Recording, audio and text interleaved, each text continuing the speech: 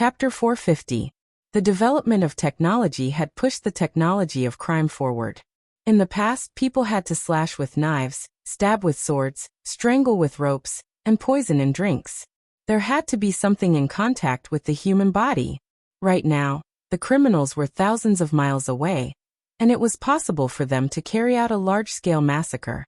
All Jing did was grab a tiny black fly from her hair, but the fly instantly exploded, turning into a genetic bomb that could communicate and explode. It was even more powerful than Monkey Sun's 72 transformations. Lu Chaoga had been busy with the research of the Rubik's Cube in recent years, so it was impossible for her not to know the notoriety of the genetic bomb. And Jing was originally an outstanding graduate of a famous university. After interviewing for a job at Chaoyan Technology, she was placed in an important position by Lu Chaoga and promoted to a business assistant. Over the years, she had followed Lu Chaoga and seen too many conspiracies and hunts. She also had a deep understanding of the genetic bomb. As for the driver and the bookworm in the passenger seat, they were all carefully selected security personnel by the Qin family. Their understanding of the genetic bomb was deeper than anyone present. Hearing the man on the communicator say that it was a genetic bomb, everyone was extremely shocked but did not panic. The driver continued driving calmly, but a thin layer of sweat appeared on his forehead. The bookworm took off his glasses and wiped them with a silk handkerchief. When he put them back on, his eyes that looked casual earlier were now emitting a frightening and fierce light. There was an alarm system on his glasses. If there was a crisis in the car, he could send a message through the glasses in time. At the very least, the guard car following behind didn't know if anything had happened here for the time being. If they could receive the alarm, they could take timely action or report the kidnapping to a higher-level figure. Unfortunately, his attempt failed. The alarm could not be sent out, and the car they were in was shut down by the holographic screen. They had lost contact with the satellite in the sky. Everything was under the enemy's control. Bookworm, are you feeling very disappointed now? A man's pleasant but disgusting voice came from the communicator. The king of individual soldiers who wreaked havoc in South Africa, the legendary figure who single-handedly wiped out half of Chief Acampsi's army. After returning to Wuxia and being taken in as a servant by the Qin family, her days became more and more comfortable, and she became more and more careless. Don't you feel powerless and aggrieved that you can't do anything? Don't waste your time. The gadget in your hands is called King Kong. It has a shielding program installed in it that can block all signals and wavebands in the car. Don't try to dismantle it, because if you move, I will immediately detonate the bomb. Needless to say, the button to detonate the bomb was pressed under my thumb. As long as I use the slightest bit of force, or if I'm not careful, you'll be incinerated into thin air by that beautiful green liquid. Not only you, but also the car you're sitting in. Nothing will be left. After a pause, the man continued. Oh, I almost forgot to tell you that your every move is under my watch. Allow me to introduce myself. I am a sovereign. Don't try to resist me, because I really like killing people. Bookworm sat quietly in the front row, not saying a word, not accepting the mockery and provocation of the sovereign. He was not surprised that those people knew his past information so clearly. With the expansion of the influence of the Rubik's Cube and the increasing importance of Lu Chaoga, he was sent to replace Qin Ning as Lu Chaoga's security captain, directly responsible for Lu Chaoga's personal safety. In these 2 years, he had defeated countless snipers. In such a long confrontation, if they wanted to understand a person, they could even find out how many times he had peed on the bed when he was a child, and how old he was when he was weaned. He had such an ability. What do you want? Lu Chaoga asked aloud. The goddess. We want the goddess. We only want the goddess. The man said with a smile. Miss Lu, don't get me wrong. The goddess we are talking about is not you. Perhaps you don't know, but our organization has constructed a plan to capture the goddess. We will use any means and pay any price to get the goddess from your hands. Yes, the goddess is the Rubik's Cube. This does not mean that we deny Miss Lu's appearance. Miss Lu is a 1 in a million beauty, a rare goddess. Unfortunately, I don't like women. No matter how beautiful a woman is standing naked in front of me, I can't have the slightest interest.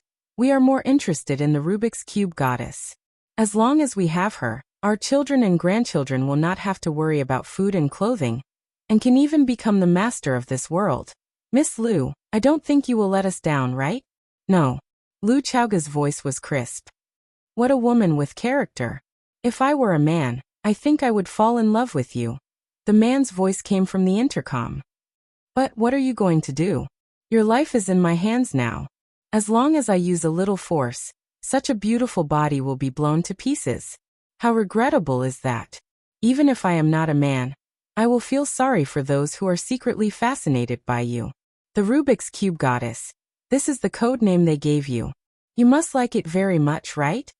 Lu Chaoga was not interested in continuing to talk to the Lord God, but said to Bookworm in the front passenger seat, I leave this matter to you. Everyone should do what they are best at, and now they encountered the field that Bookworm was best at. What she had to do was to trust Bookworm and wait quietly. Do as they ask, Bookworm said. He took King Kong from Njing's hands. At least he had no way to get rid of this little thing. If he could, he really wanted to press down the window and throw it out. However, he knew it was impossible. This was because the moment he pressed the window, King Kong might have already exploded. Besides, who knew if those people had any tricks up their sleeves? The enemy could take risks, but he couldn't drag Lu Chaoga to take risks with him. He knew how important Lu Chaoga was to the Qin family now, and how much the elders of the Qin family valued her. If it wasn't for the talented Miss Qin supporting them, those proud figures of the Qin family would probably be suppressed by her. It was not a pleasant thing that the person in charge of the subsidiary company was too capable. No king would use a general who was difficult to control. Fortunately, at least for now, the two sides were still in the honeymoon period. How to get rid of King Kong in his hands was really a tricky problem. Since Miss Lu doesn't want to talk to me, then, Bookworm, let's communicate directly. Do as I say, and obey every word unconditionally. The voice of the Lord God became cold and determined. Lu Chaoga's attitude completely irritated him. The first thing you have to do is to get rid of the escort car behind you in a minute or something. I don't care what reason you use, but your every move is seen by me. If they do anything suspicious, I will put the debt on your head.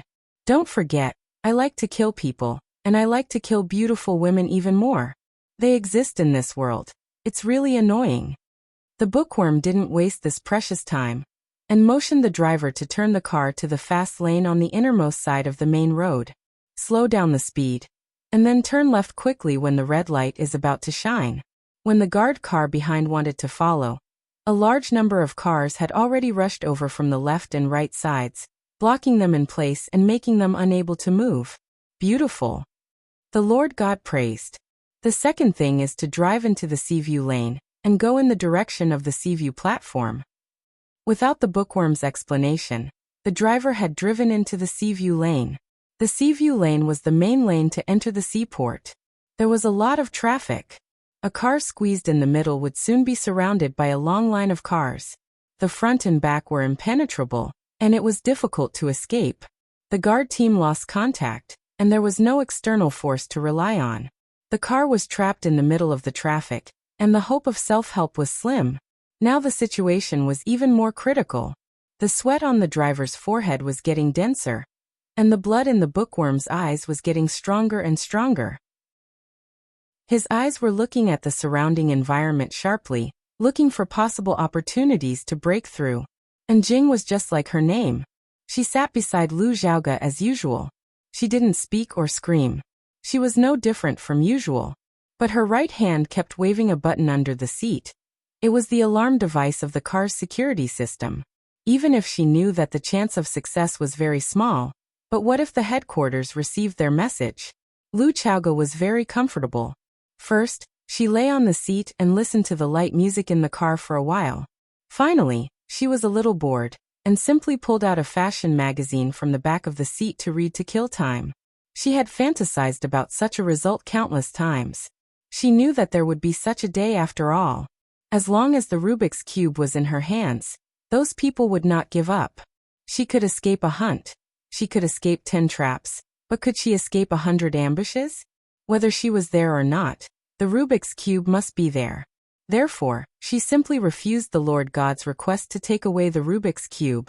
There was no room for discussion or negotiation in this matter. She said that she would give a huge Chaoyan empire to Feng Yan. This was her promise to him, who said that a woman could not promise a man. Chapter 451. Aren't you afraid? The Lord noticed Lu Chaoga's ease and asked doubtfully. Lu Chaoga's eyes are still on the gorgeous style of clothes in the magazine, thinking that she should order a batch of autumn clothes. Although she has enough clothes, it's best not to repeat them. Otherwise, men will be tired of looking at them. Hearing that the Lord is still asking questions, she answered perfunctorily and said, "Afraid? Aren't you afraid I'll kill you?" The Lord is very curious about women. The more you don't understand a woman, the more curious you are. Afraid? I don't see you afraid. Lu Chaoga finally looked up and said in a sarcastic voice, "I've prepared for the worst. Now that moment has not come. In the battlefield of feelings, there is no fairness, only who loves who more."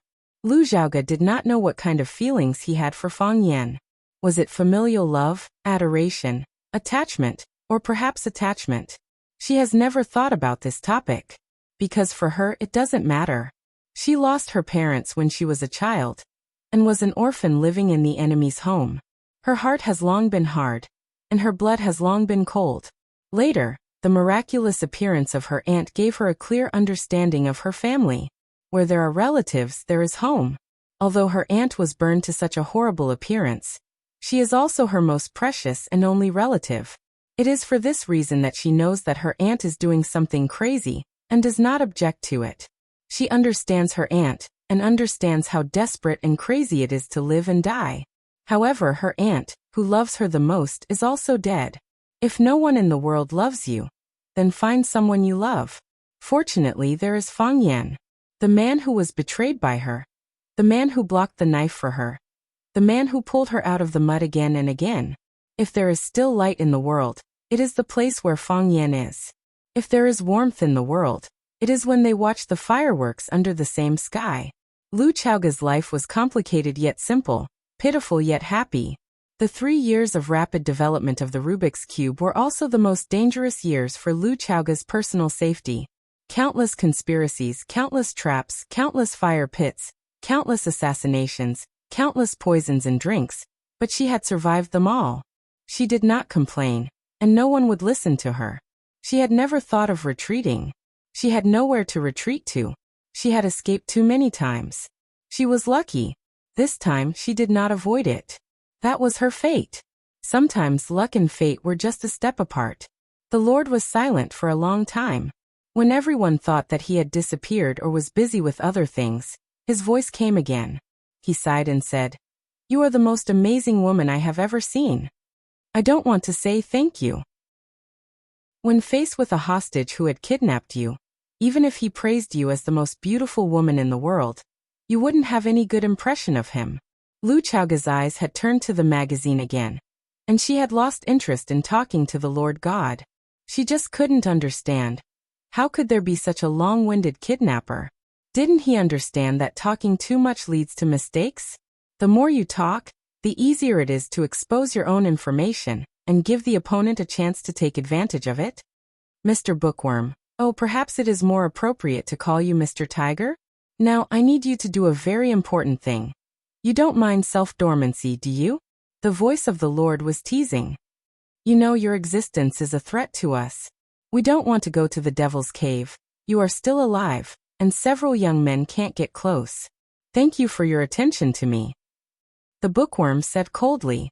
He pressed the watch button on his wrist, and a thin needle popped out of the watch's steel hole. He pricked the acupuncture point on his neck with the thin needle, and his body immediately collapsed on the seat.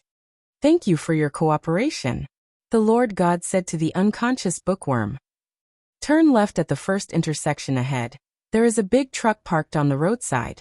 Drive your car along the iron plate into the truck. The Lord God's words were obviously directed at the driver, because now only the driver can execute his order. Lu Chaoga did not speak, and the driver would not refute. He turned the steering wheel smoothly, and then drove their Mercedes-Benz through the iron plate into the truck compartment. Clang! The truck door closed automatically, and the compartment was as dark as night. The dashboard of the Mercedes-Benz flashed a faint green light, and the faces of several people in the car were as gloomy as ghosts. They felt that the truck began to move, driving to a distance that no one knew. Devil's Cave? What is that place? You don't hit a smiling face. Jiang Zhulu has been smiling, and his posture is very low, so that Fang Yin can't reach out and hit him in the face. Fang Yin doesn't like Jiang Zhulu, and he doesn't like his father Qiang Longtan even more. Even quite disgusted. The father and son of the Jiang family are both hypocrites. Just because there is no evidence for something doesn't mean it didn't happen. When her aunt died, Lu Chaoga was heartbroken, and the courage to survive was to revenge. She wants to repay the pain the Jiang family gave her tenfold, 100-fold. After 3 years, Jiang Zhulu came to invite Fang Yan and Lu Chaoga to attend his wedding, pretending that nothing had happened. What kind of drama was he putting up? Hearing that Fang Yan is willing to make time to attend his wedding, Jiang Zhulu was very happy, and said with a smile, "Mr. Fang, your name shook Huaqing 3 years ago, and even after 3 years, there are still all kinds of legends about you in Huaqing. If I can invite Mr. Fang to attend my wedding, it will definitely add a lot of color to the wedding banquet. When the time comes, I will definitely toast to you a few more times." Fang Yan shook his head, and said, "I don't drink. I've already quit." Oh. Jiang Zhulio's smile gradually disappeared, and he said with a regretful expression, "I've heard a little about your father. He is a true hero. The dead are long gone, and the living are like this. I'm sure uncle has another kind of fun in heaven. Don't be too sad while you're alive." Fang Yan looked at Jiang Zhulu, and said, "What kind of fun is there in heaven? Why don't I send you up there to take a look?" Jiang Zhulio's expression was very awkward. "Do you know how to talk? How can I continue this kind of conversation? The human world is fine. Why do I have to go to heaven? If you want to go up there and accompany your father." "I'm just joking, don't mind me," Fang Yan said with a smile. "We're friends. Why would I send you up there? I'll send anyone who sends my father up there." "You didn't harm my father, did you?" "Why would I do such a thing?" Jiang Zhulu said with a face full of anger. "Don't harm your family. What grudge do I have with you? Why would I do such a thing to your family? I also hope that Mr. Fang can find the real culprit and avenge your father. At that time, I will naturally accompany Mr. Fang and get drunk." "Thank you," Fang Yan said. "I don't drink. At that time, I'm sure Mr. Fang will be willing to drink to his heart's content." Jiang Zhulu was about to leave when Qining suddenly barged in through the door. His face was ashen, and it was obvious that something big had happened. What happened? Fang Yan had a bad feeling in his heart. Qining quickly walked in front of Fang Yan and said, "I just received a call from the guard team. They lost contact with Miss Lu's car." "When?" 3 minutes ago." "Tell me in detail." Fang Yan said coldly, suppressing the anger in his heart. "I lied to you. Miss Lu didn't stay at the Research Institute for a meeting, but went to the mall with her assistant to buy groceries." Qining hurriedly explained, and reported the whole process of Lu Chaoga's disappearance to Fang Yan in detail. Miss Lu finished her shopping, and the convoy began to return. While waiting for the traffic light at the intersection of Huaqing, the car that Miss Lu was in suddenly turned left, and the guard team behind was blocked by other cars, unable to follow closely. After this sudden incident, the guard team immediately contacted the car that Miss Lu was in. However, Miss Lu's phone couldn't be connected, and Assistant N's phone couldn't be connected either. There were 7 other communication tools between the 2 cars, including satellite communication equipment and wave transmission equipment. All communication methods were blocked. While Qining was reporting the situation, Fang Yan had already opened the map on his phone and started to search for the area where Lu Chaoga went missing. His eyes were glued to the map, as if he wanted to drag Lu Chaoga out of the map. They suspect that Miss Lu was kidnapped, and are currently searching the area where the car went missing, Qining said. The guard team reported back the situation and awaited further instructions. Damn it. Fang Yan grabbed the teacup in front of him and threw it at the opposite side. Jiang Zhulu, who was holding the teacup and listening to the conversation between Fang Yan and Qining, couldn't dodge in time, and his forehead was hit by the flying teacup. Smack. The teacup smashed onto Jiang Zhuliu's forehead, causing tea to splatter everywhere.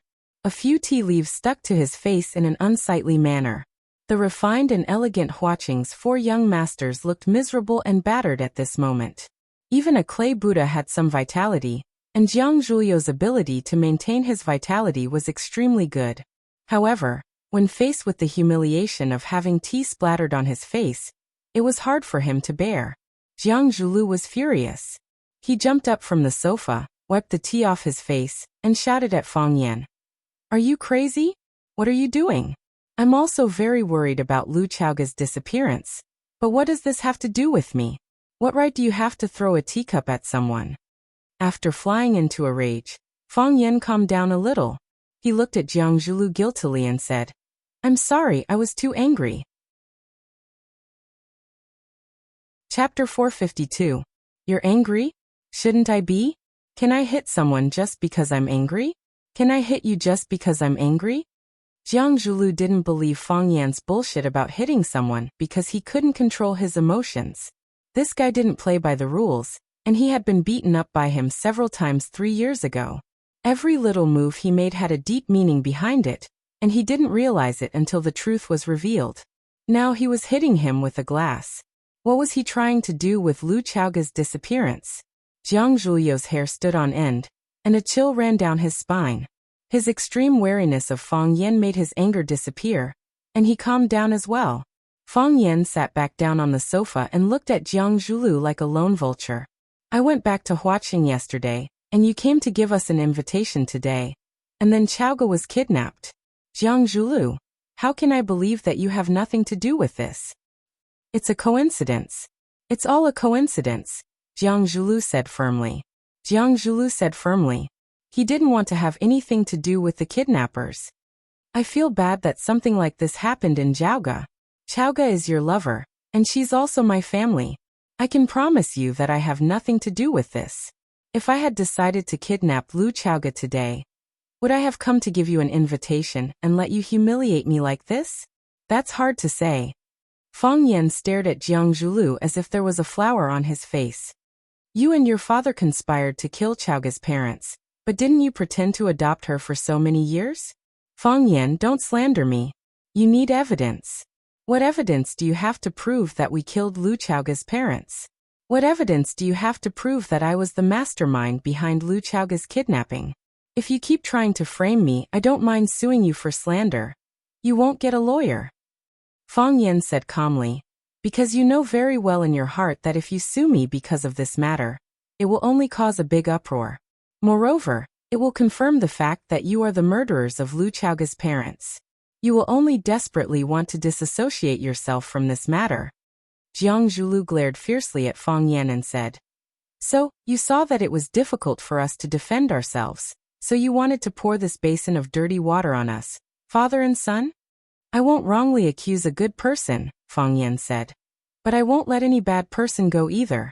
If you're the bad guy, we can only fight to the death. It seems like we can never be friends," Jiang Zhulu said as he looked at Fang Yan. "I don't befriend people with evil intentions. I hope you're right." Jiang Zhulu sneered. He walked in front of Fang Yan, picked up the 2 invitations on the coffee table, and turned to walk towards the door. Qin Ying's figure flashed and blocked in front of Jiang Zhulu. This was Lu Chaoga's house. When Lu Chaoga wasn't here, Fang Yan was the owner of this house. The owner didn't say anything, so how could he be allowed to leave as he pleased?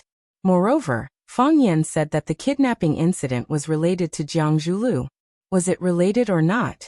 This matter had to be cleared up before he could leave.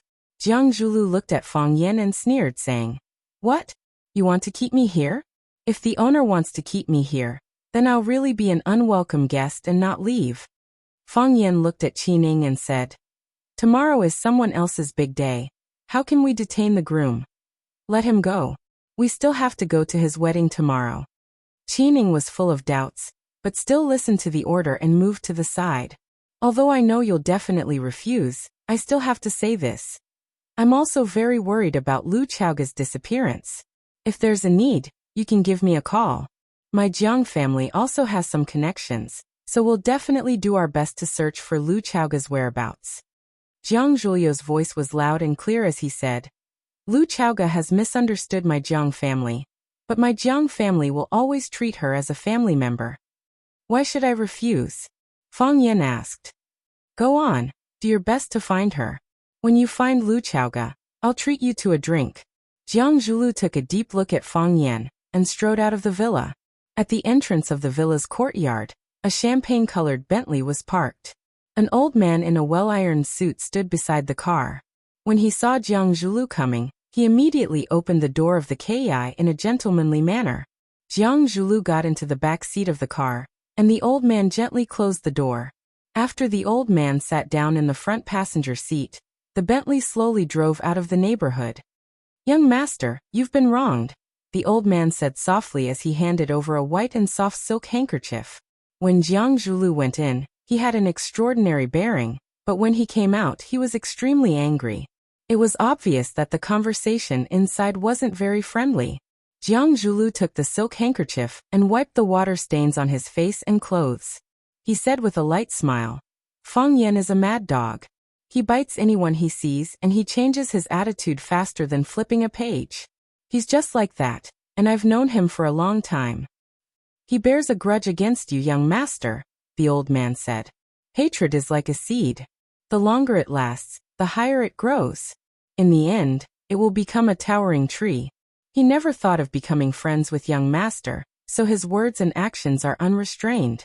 This kind of person is the most taboo, because no one knows when he will turn hostile.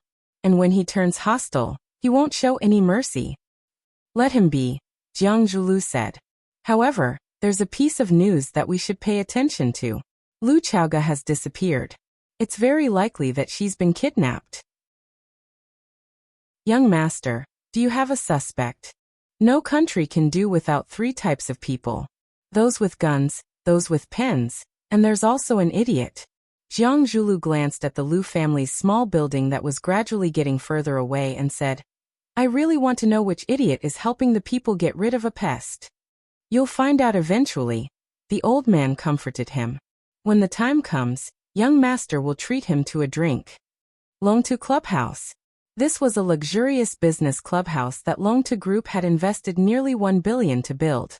It was also named after Longtu Group, and was one of the most private and high-end gathering places in Huaqing. Longtu Group was named after the names of its 2 founders, Qiang Longtan and Lu Mingtu. Lu Mingtu died young, and the 2 in Longtu Group's name had been missing. However, Qiang Longtan was extremely capable and turned the tide. He single-handedly propped up the company and led Longtu Group to carve out a big place in the new energy field. Of course, their good days ended 2 years ago. That was because another energy company had risen rapidly and lit up the entire sky like a comet. Chaoyan Technology, the energy technology company with the logo of 2 small red flames burning above and below, appeared out of nowhere. As soon as they appeared, they charged forward with an unstoppable, invincible stance, sweeping away everything in their way. They were not only a nightmare for Longtu Group, but also a nightmare for energy companies in Wuxia and even the entire world. Under the suppression of Chaoyan Technology, although Longtu Group was not as powerful as it used to be, it still used Qiang Longtan's magical operating methods and a large amount of financial support to wantonly merge with Shou Group, firmly occupying the 2nd place in the energy field in Huaqing. The 1st and 2nd place were natural enemies. The 2 companies fought fiercely against each other repeatedly. The chairman of Longtu Group, Qiang Longtan, had publicly announced through the media that if possible, he was very willing to expand the scope of cooperation with Chaoyan Technology. However, the strong female leader of Chaoyan Technology, Lu Chaoga, who was deified by countless media outlets, sharply rejected him. We can talk about acquisition, but not cooperation. Jiang Zhulu went to send invitations to Lu Chaoga and Fang Yan, inviting them to attend his wedding. This was also a show of goodwill. Lu Chaoga was pressing hard, and the Jiang family's days were not going to be easy. That woman was full of murderous intent. She was determined to take down Longtu Group. Unfortunately, it was unknown whether Lu Chaoga's luck was too bad, or whether Jiang Zhulu did not look at the almanac when he left the house. He and Fang Yan were chatting happily when news of Lu Chaoga's kidnapping came. This way, the Jiang father and son's goodwill intentions were thrown into a frozen lake. Sending invitations on the day Lu Chaoge was kidnapped. Who would believe that you had nothing to do with this matter? Today, Longta Club was not open to the outside world, because the son of Longta Group's big boss, Jiang Zhulu, was going to hold his wedding here. The seats were full, and luxury cars were everywhere. As one of the 4 oldest families in Huaqing, they naturally had a deep foundation and a huge network of connections. High-ranking political officials, wealthy tycoons, and celebrities all shone brightly, illuminating the night sky of Huaqing. Longta Club was decorated with lanterns and streamers, and the largest hall, Phoenix Coming Morning Hall, was a sea of fresh flowers. Hundreds of thousands of fresh flowers formed a beautiful rural landscape. The closer they were to the front of the stage, the higher their status and seniority. Some of the young people who came to support were arranged slightly further back. For the wedding of Jiang Zhulu, one of the 4 young masters of Huaqing, other than Mei Yingxue, who never appeared in public, Lan Shanggu and Lu Shu came to support. They sat together with a few influential young masters in the circle, chatting and laughing, so they did not feel bored. Lan Shanggu looked rough and straightforward, but it was easy for him to get along with those young masters. Ever since Lu Shu's face was disfigured, he had become a monster in Huaqing. He spoke in a strange way, and his methods were cruel and ruthless. He gave off a gloomy aura that kept people away. Lan Shanggu chatted and laughed with everyone for a while. Then he tilted his body slightly and approached Lu Shu, who was drinking his tea in silence. He said, "If the Jiang family pushed Jiang Shangxin out as bait 3 years ago, then has Jiang Zhulu satisfied the Jiang family or Jiang Shangxin? How did this happen?" Chapter 453. You have a close relationship with the Jiang clan. Is there a story behind this? Lan Shanggu looked at the willow tree and asked curiously. The Lu clan and the Jiang clan were related by marriage. Lu Shu and Jiang Zhulu were cousins. However, because of the Rubik's Cube, the little goblin that was hard to control, the 2 clans often fought against each other. They knew that if they didn't expose the truth, they could still be relatives.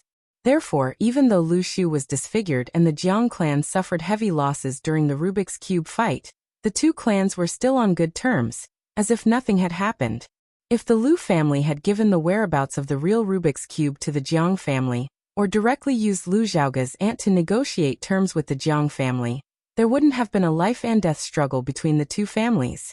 The reason why Lu Zhaoge and her aunt could persist until the end, besides the appearance of Fang Yan, was that they had taken advantage of the greed of the 2 beasts, the Jiang family and the Lu family. How could Lu Zhaoge and his aunt fight against a giant like the Lu family with only their strength? Without the Lu clan's support, aunt would have died long ago.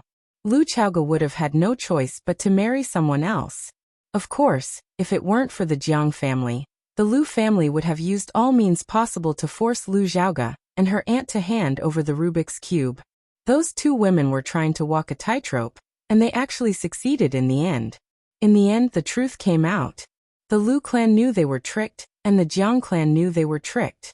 No matter how warm and natural their smiles were when they shook hands, how could there be no grudge between them? Lu Shu didn't like Jiang Zhulu. Outstanding people probably didn't like equally outstanding people. Hearing Lan Shanggu talking about the secret history of the wedding, the corner of his mouth curled up into a mocking smile. He sneered and said, "Jiang Zhulu can't deal with Fang Yan, but can't he handle a woman?" Lan Shanggu gave Lu Shu a thumbs up and said, "That's a fair comment." However, this woman was no ordinary woman. She was a woman from the Jiang family, who in Huaqing didn't know about the relationship between the Jiang family and Fang Yan. Although we brothers weren't there were hundreds of people who witnessed the big drama that happened in Yanjing City. For a period of time, calluses grew in my ears. What Fang Yan forced Jiang Junling to abdicate, what Jiang Junling defeated the grassroots hero, and what they were fighting over a woman. What kind of rumors didn't I hear? You've heard a lot, haven't you?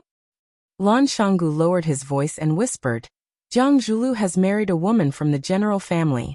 Is he preparing to fight to the death with Fang Yan? What does the Jiang clan have to do with us?" Lan Shanggu smiled bitterly and said, "If it was in the past, We could drink red wine and watch the show. The more intense the fight, the better. But now we can't do that.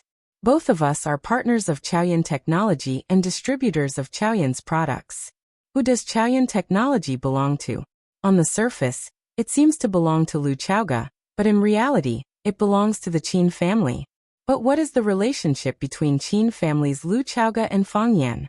In the end, their surname is Fang. Previously, we expected that the new energy products from the Rubik's Cube would be popular, but no one expected it to be to this extent, right? Let's talk about the past 2 years.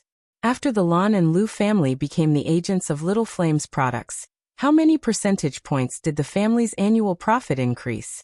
300%, and that's only because we are the agents. Lu Chaoga, that woman, has controlled our profits too tightly. The company sets the price and doesn't give us the right to set the price freely. Otherwise, how much profit could we achieve? Lan Shanggu's expression was both proud and helpless. He smiled bitterly and said, "At first, we only wanted to establish a relationship with the Rubik's Cube and earn some quick money for the family. Now we have all become the puppets of the Rubik's Cube. We can go up but not down. We can charge but not retreat. After tasting the benefits of the Rubik's Cube, if I tell you to transfer the agent rights to someone else, will the Lu family agree? Will you fight with your life? Anyway, I won't do it." How many years has it been since Chaoyan was established? It has only been a little more than 3 years since its establishment, and it has already developed to this point. In the future, as the energy crisis becomes more and more serious, the power that the Rubik's Cube can display will become more and more powerful. That will be the real harvest season for us. It would be a pity to withdraw now. Lu Shu gently shook the goblet in his hand, his posture elegant and calm. If it was 3 years ago, his performance could make countless women fall head over heels for him. Back then, the Casanova of Huaqing was a popular man among thousands of young girls and young women. Now that his face was disfigured, he had become repulsive. No one paid attention to him anymore. Some women who used to be close to him accidentally glanced at him, and immediately showed a reserved smile. They picked up the goblet in front of them, and made a gesture to invite him to drink. Before swallowing a mouthful of wine, they had already turned around. No longer with the seductive eyes that said, "I'm free tonight."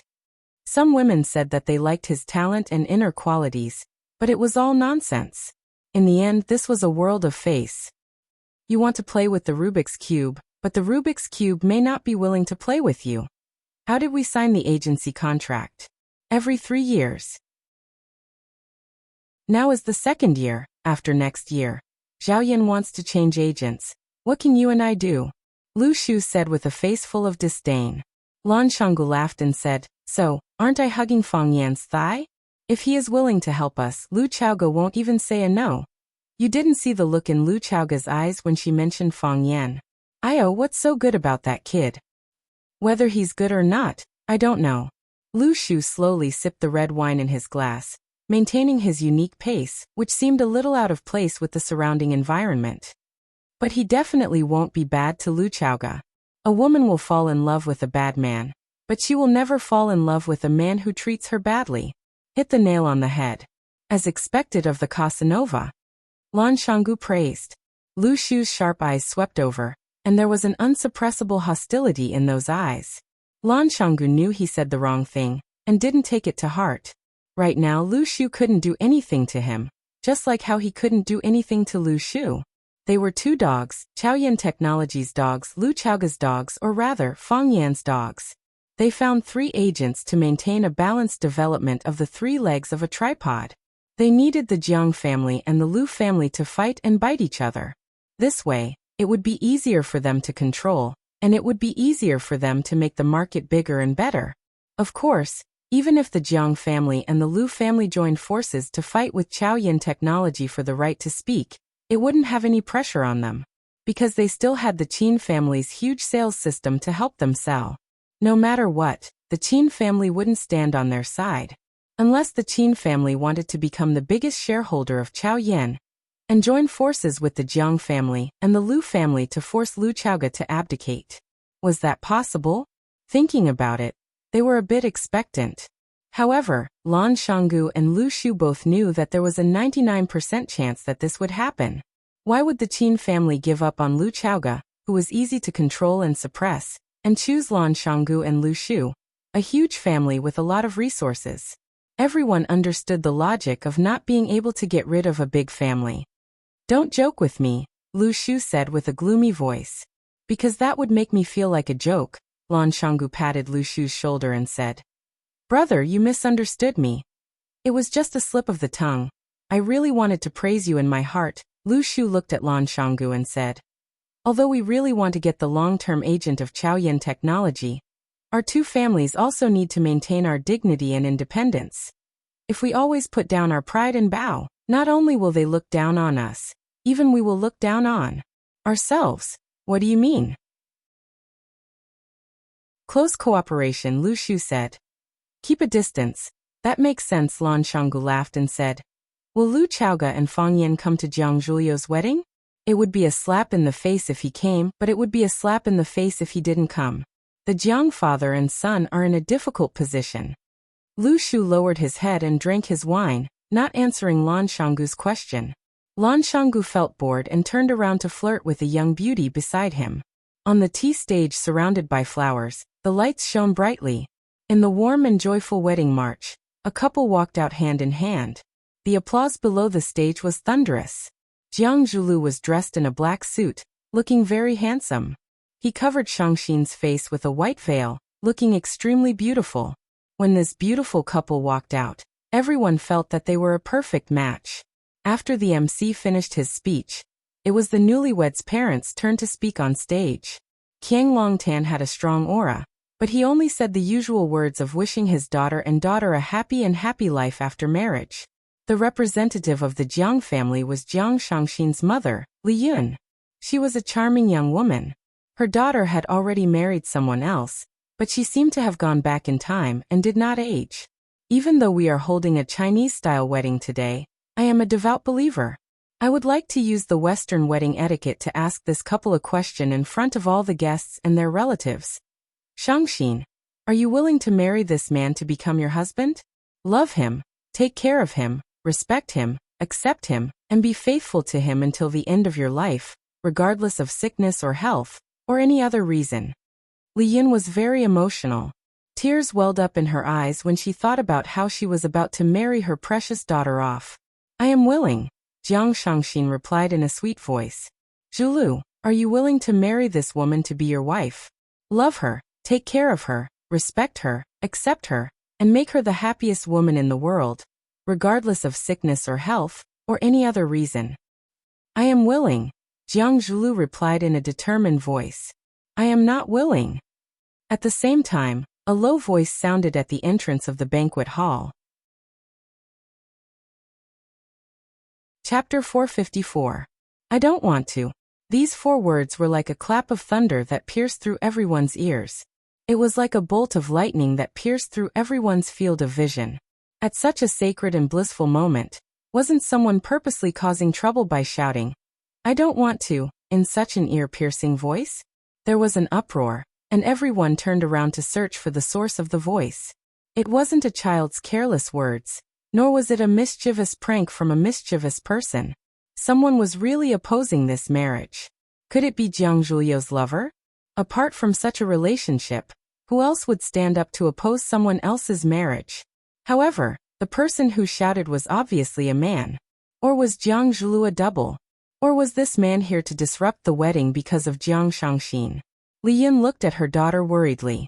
If things were really as she had guessed, this would be a huge scandal for the Jiang family. No matter how highly her father was regarded by the Jiang family, he would probably be severely punished. Jiang Shangxin felt her mother's worried gaze and shook her head slightly. She indicated that this matter wasn't what she had imagined. Li Yin was then relieved. As long as it wasn't a problem on her daughter's side, it would be a problem on the Jiang family's side. If there was a problem on the Jiang family's side, they would have an excuse to fly into a rage. It might even bring about some benefits for their family. The man stood at the entrance of the banquet hall. As the lights were shining, only a blurry shadow could be seen at the entrance. He walked over step by step, from the darkness to the light. His silhouette gradually became clearer, and it was completely presented to the guests. He had returned to the public eye after leaving for 3 years. Finally, someone remembered who he was. Ah, he is Fang Yan, the teacher from Rosefinch High School. He is back again, his martial arts skills are very good, and he even fought with the Japanese sword god. Do you remember? Didn't I say, why is he back again? Don't tell me, he and Jiang Zhulu. He wore a white shirt and cloth shoes, and his black hair was flying in the wind. His spine was straight, and he looked prouder than everyone else. He walked toward the podium step by step. His footsteps were light, and his body was agile. Many people discovered this strange situation.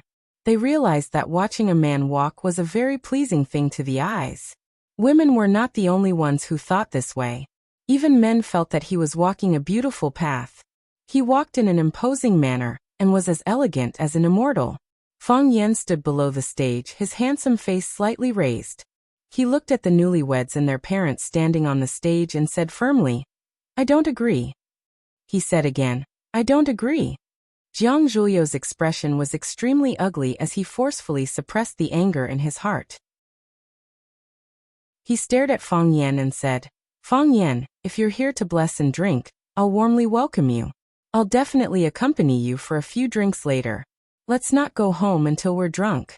If you're here to deliberately provoke and ruin my wedding, aren't you going too far? There were hundreds of friends and relatives present, and they had just given me their most sincere blessings. Aren't you afraid of being condemned by thousands of people for insulting me like this? Jiang Zhulu lived up to his reputation as one of the 4 prodigies of Huaqing.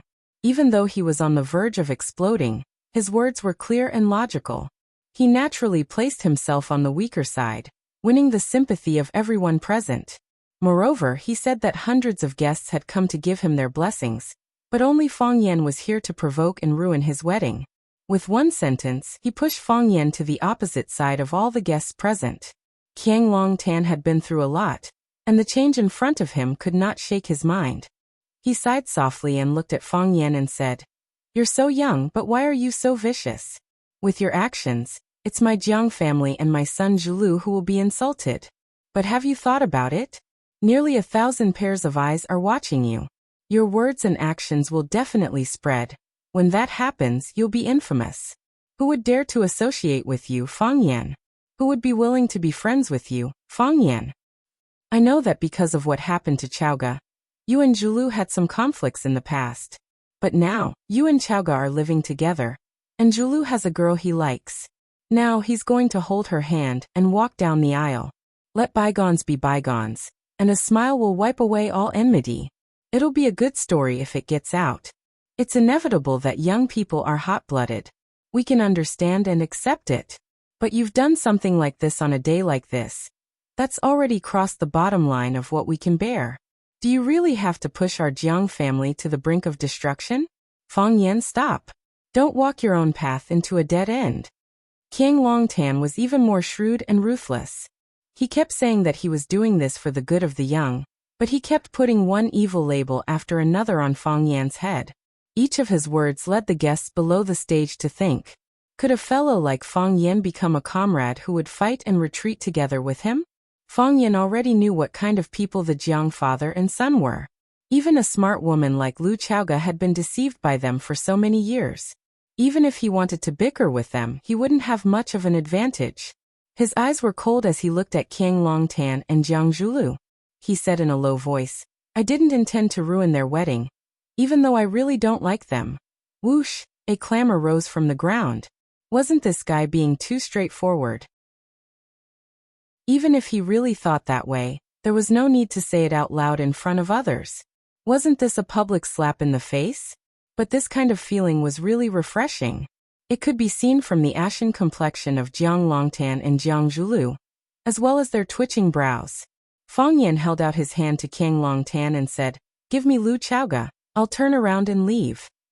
Lu Chaoga? What happened to Lu Chaoga? Why did Fang Yan want Qiang Longtan to give him Lu Chaoga? Everyone present was a shrewd person. When they heard Fang Yan's words, their eyes flickered. They knew that there was an inside story to this matter. Fang Yan, I said that we didn't touch Lu Chaoga. The last time I saw Lu Chaoga was at a business conference a few months ago. I haven't seen Lu Chaoga since then. What does Lu Chaoga's disappearance have to do with the Jiang family? Jiang Zhulu shouted through gritted teeth. What happened to Lu Chaoga? King Longtan looked at Fang Yan worriedly. He asked anxiously. What happened to her? What happened to her? Lu Chaoga was kidnapped. Fang Yan said viciously, his eyes flashing with a murderous light. She was kidnapped by you. You're slandering me. Jiang Zhulu said angrily. You're slandering us. When did we touch Lu Chaoga? What evidence do you have to prove that we kidnapped Lu Chaoga? You don't have any, and you're slandering us in front of so many people. Just wait for the indictment. King Longtan threw a dirty look at his son, Jiang Zhulu, and said, Zhulu, now is not the time to deny responsibility. The innocent are innocent, and the guilty are innocent. Let's find Chaoga and listen to her story. The truth will be revealed. Hurry up and send our people out to look for Chaoga. Let's call our friends and ask them to help with the search. And all our good friends and relatives here, please help with the search as well. Help me find Chaoga, and I, King Longtan, will owe everyone here a big favor. King Longtan bowed deeply to the audience, as if he was worried about his father. Some people were moved by King Longtan's kindness and righteousness, and they took out their phones to make calls. For a moment, the crowd kept ringing. Leverage.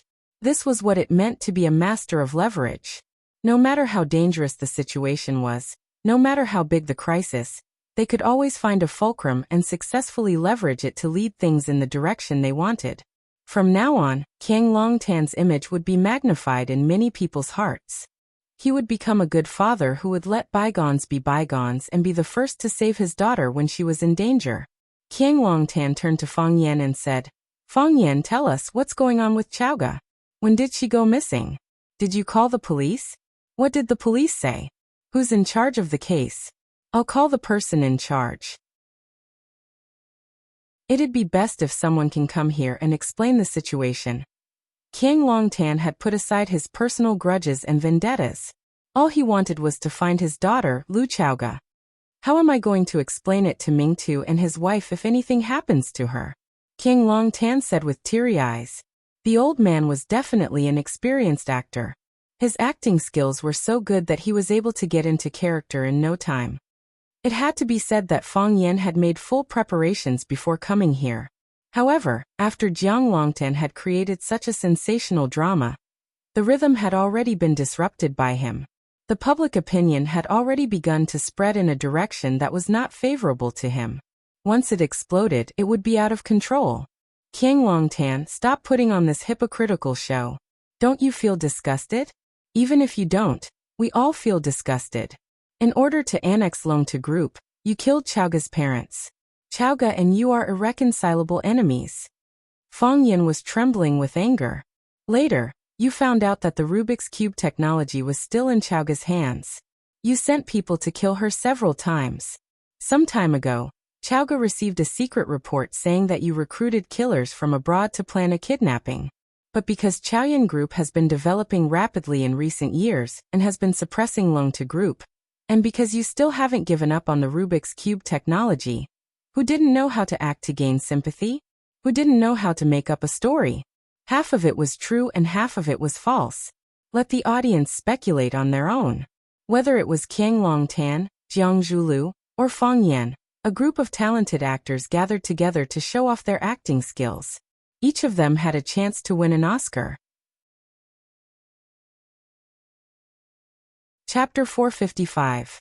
History was written by the victors, and the truth was made up by the victors. No one knew the truth, except for the person who knew the truth. Fang Yan resorted to all means possible to smear the Jiang family's father and son. He blended what he knew and then poured it all on the Jiang family's father and son. Jiang Zhuliu's counterattack was to show weakness and attack Fang Yan's character from the standpoint of the weak to win everyone's sympathy.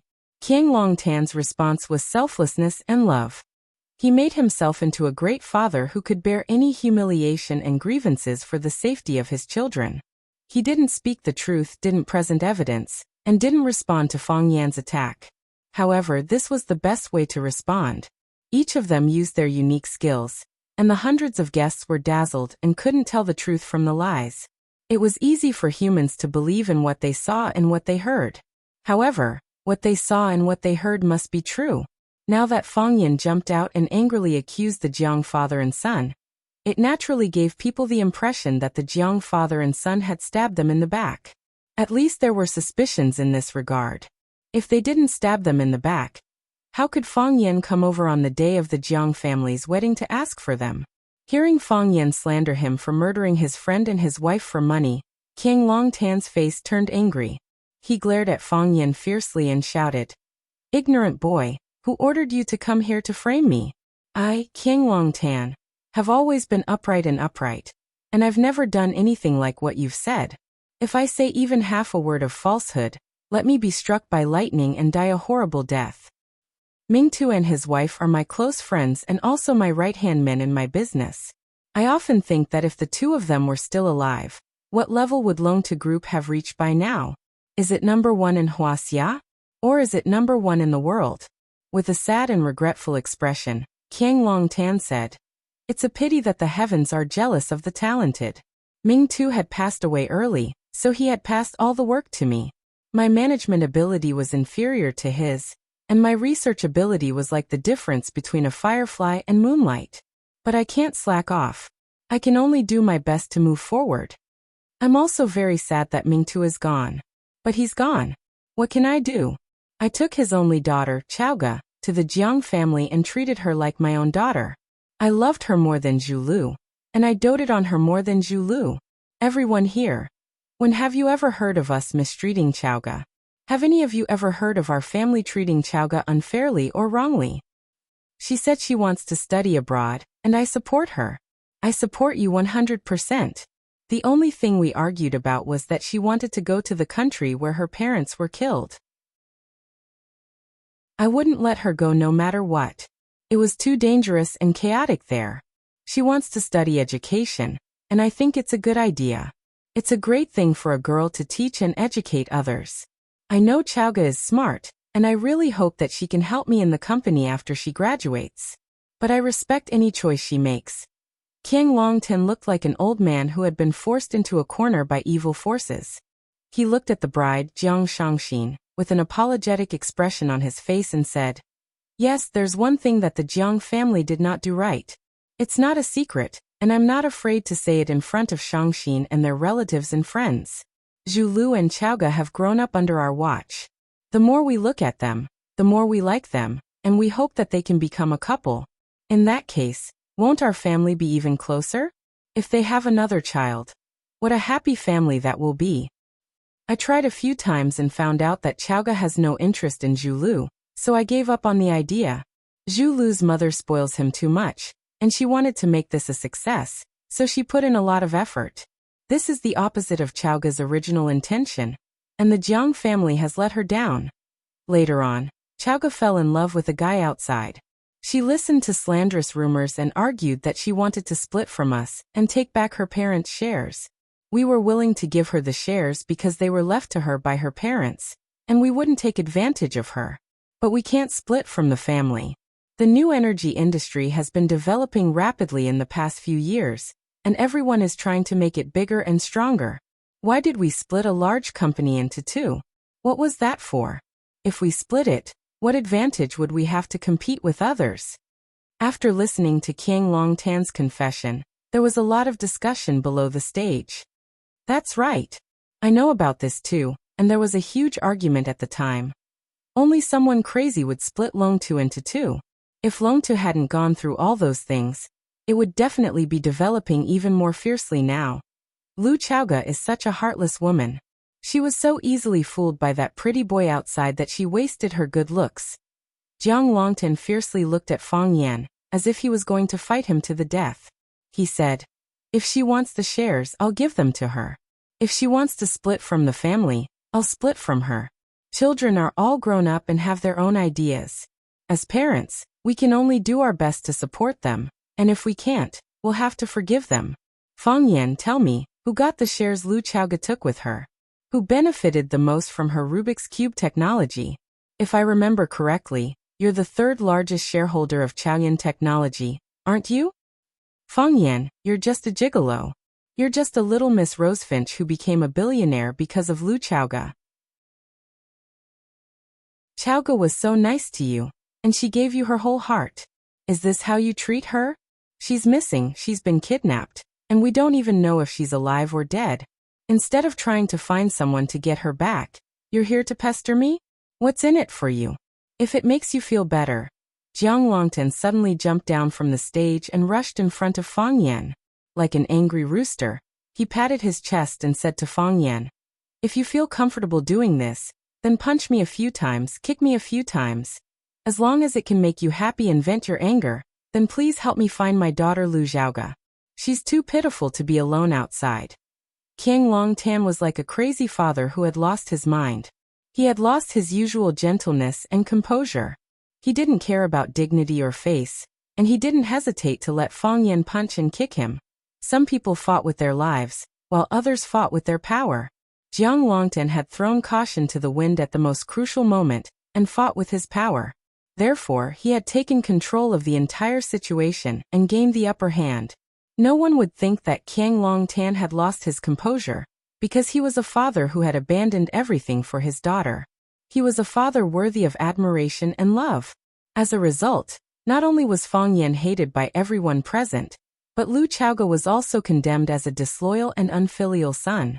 When it came to judging the situation, no one could compete with King Longtan, that old fox. Fang Yan naturally couldn't punch and kick King Longtan, because when King Longtan finished speaking, a large group of people had already rushed over and used their bodies to shield King Longtan, as if Fang Yan was really going to punch and kick King Longtan. This old man was too cunning and too smart.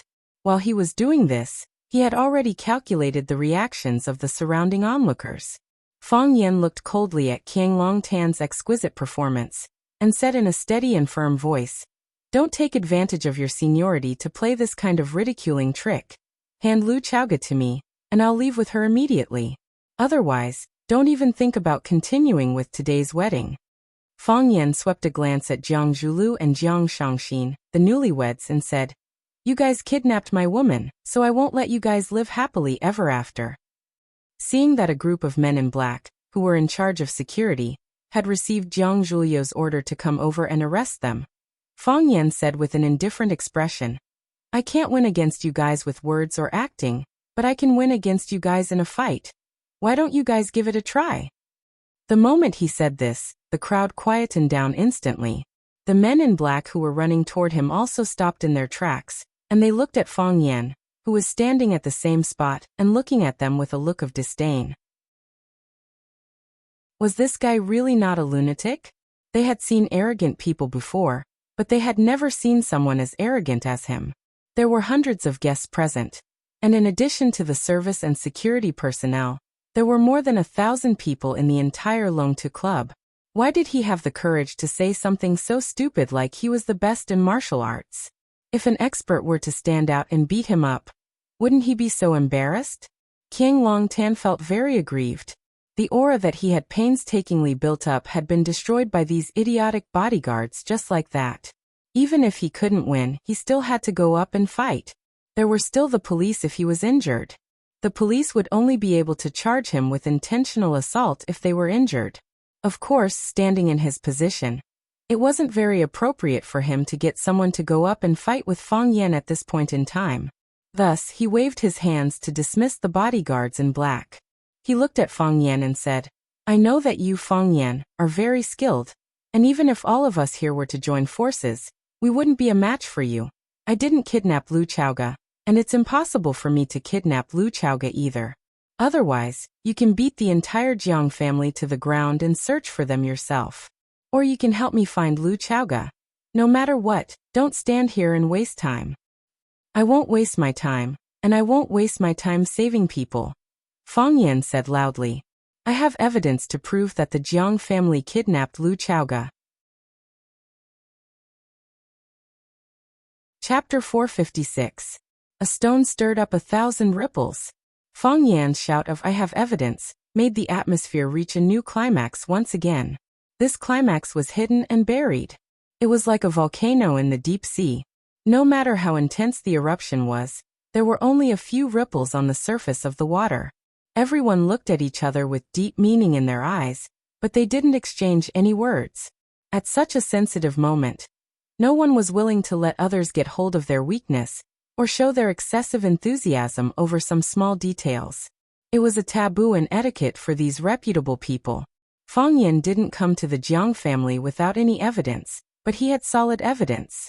Could it be that the Jiang family was really the mastermind behind the kidnapping of Lu Chaoga?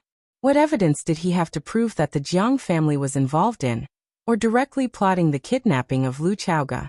However, since he had evidence, why didn't he directly call the police and arrest the Jiang family?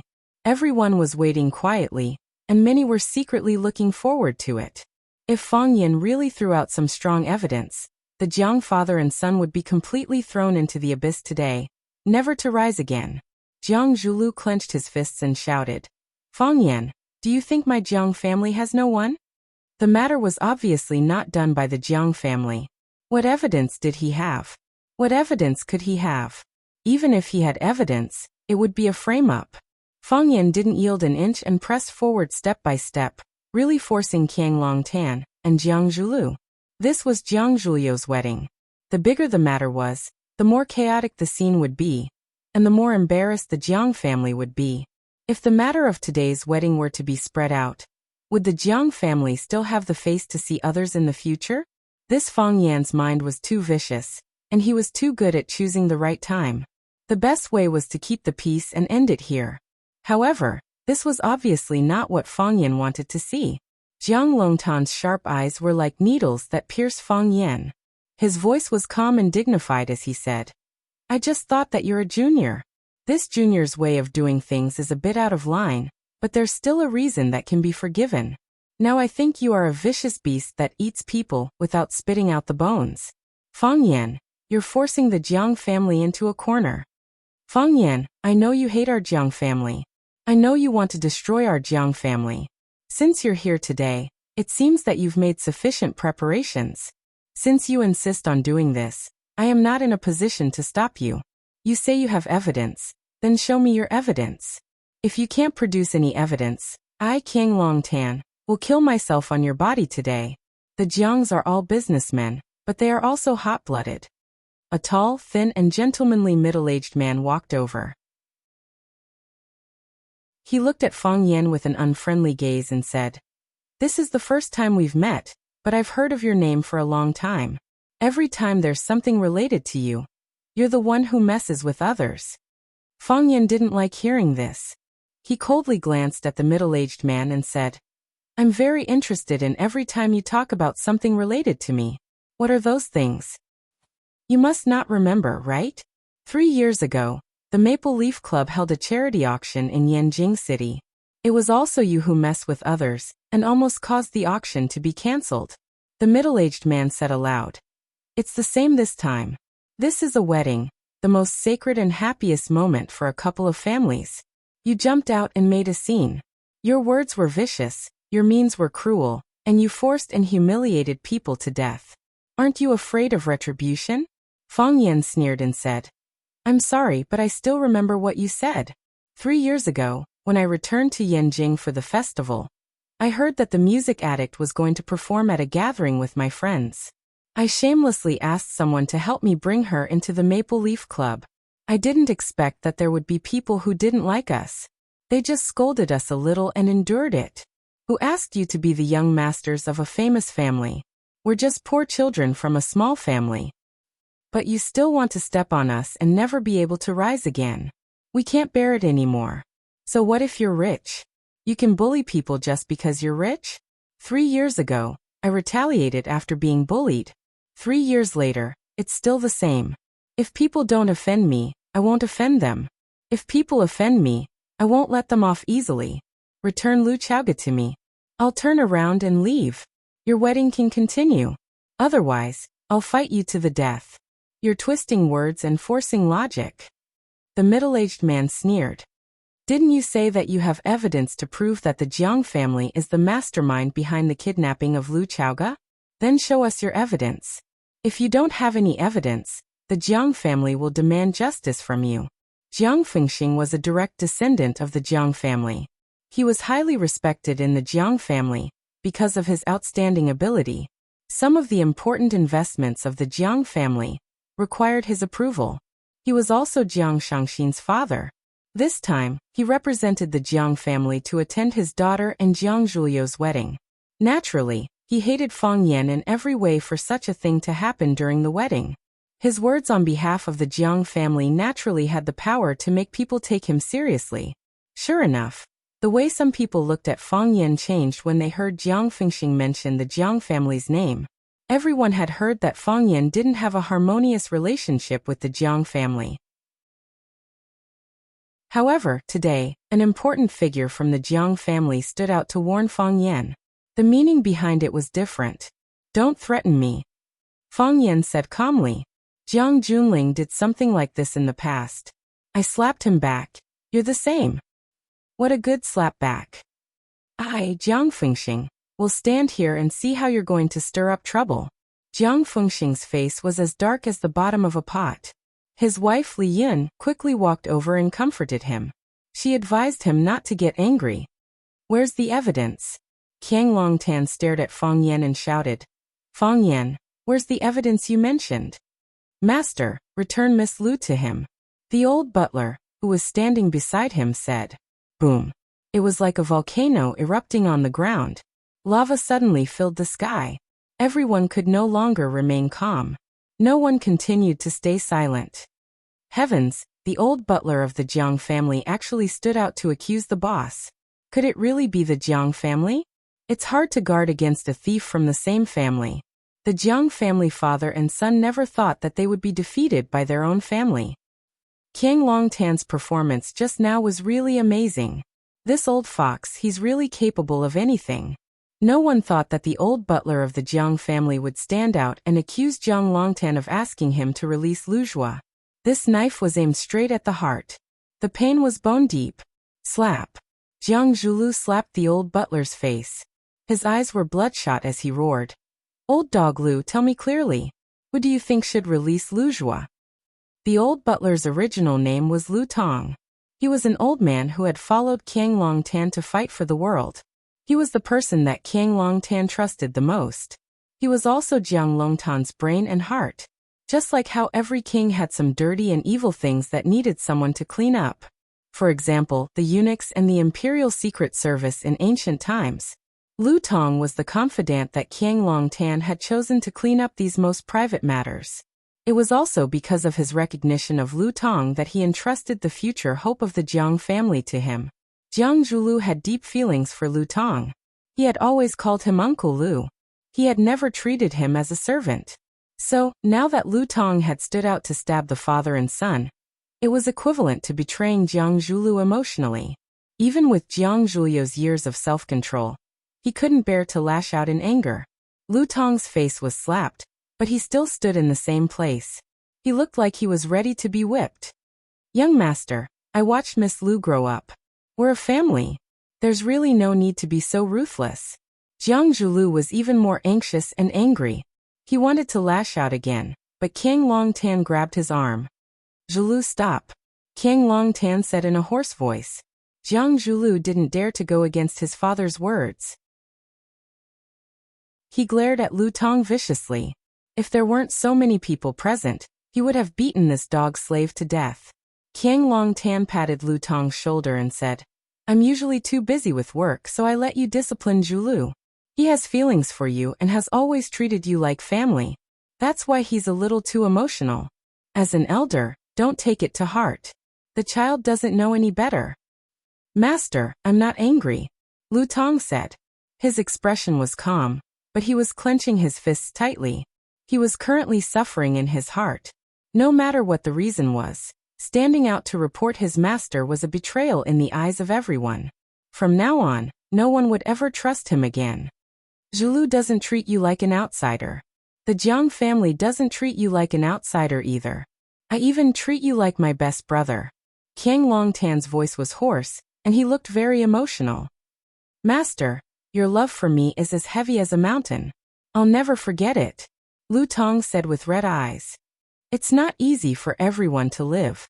Maybe you have your difficulties, and I understand you. But I don't understand. Why? What can he give you?" If you want, you can ask me for it. We're brothers. As long as you're willing to ask, I'll give you everything. Lu Tong. What can Fang Yin give you? What did he use to bribe you? Master, Fang Yin didn't bribe me. Lu Tong shook his head in denial. I've been by your side for a long time. When you and Mingtu first established Longtu Group, I was behind you. I was your trusted and taken care of. I watched Zhulu grow up, and so did Chaoga. I don't care what conflicts or grudges you have, and I can't do anything about it. But Chaoga has already lost her parents and left the Jiang family. Shouldn't we give her a way out? Isn't this a little too violent? Lu Tong bowed deeply to King Longtan and said, Master, let Chaoga go. She's still young and doesn't know any better. Give her a way out? Chapter 457.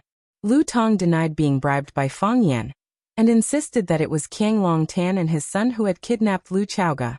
This was equivalent to nailing the father and son of the Jiang family to the pillar of shame.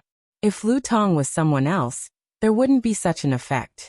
However, Lu Tong was the closest person to the father and son of the Jiang family. The power of this stab from him was so shocking. Old dog, I'm going to kill you. Jiang Zhulu roared. The person closest to you hurt you the most. He finally experienced the cruel feeling of being stabbed by someone close to him.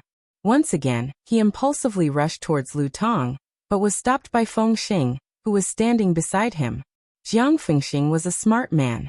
He knew that since Fang Yan had a way to get Lu Tong to testify against the father and son of the Jiang family, he must have something on Lu Tong or had made a deal with him. Lu Tong refused to let go. If Jiang Zhulu attacked him again, he would be confirming his crime. In the eyes of outsiders, he was angry out of humiliation and had a guilty conscience. It was extremely unwise to hurt someone in front of others. Zhulu, calm down. Jiang Fengxing pressed his palm on Jiang Zhulio's shoulder so that he couldn't move at all. He said, You will only fall into their trap if you continue like this. Dad.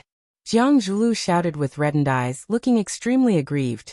He was calling his dad Jiang Fengxing. Although his and Jiang Shangxin's wedding had yet to be completed, the two of them were already husband and wife. In everyone's eyes, they were already a couple.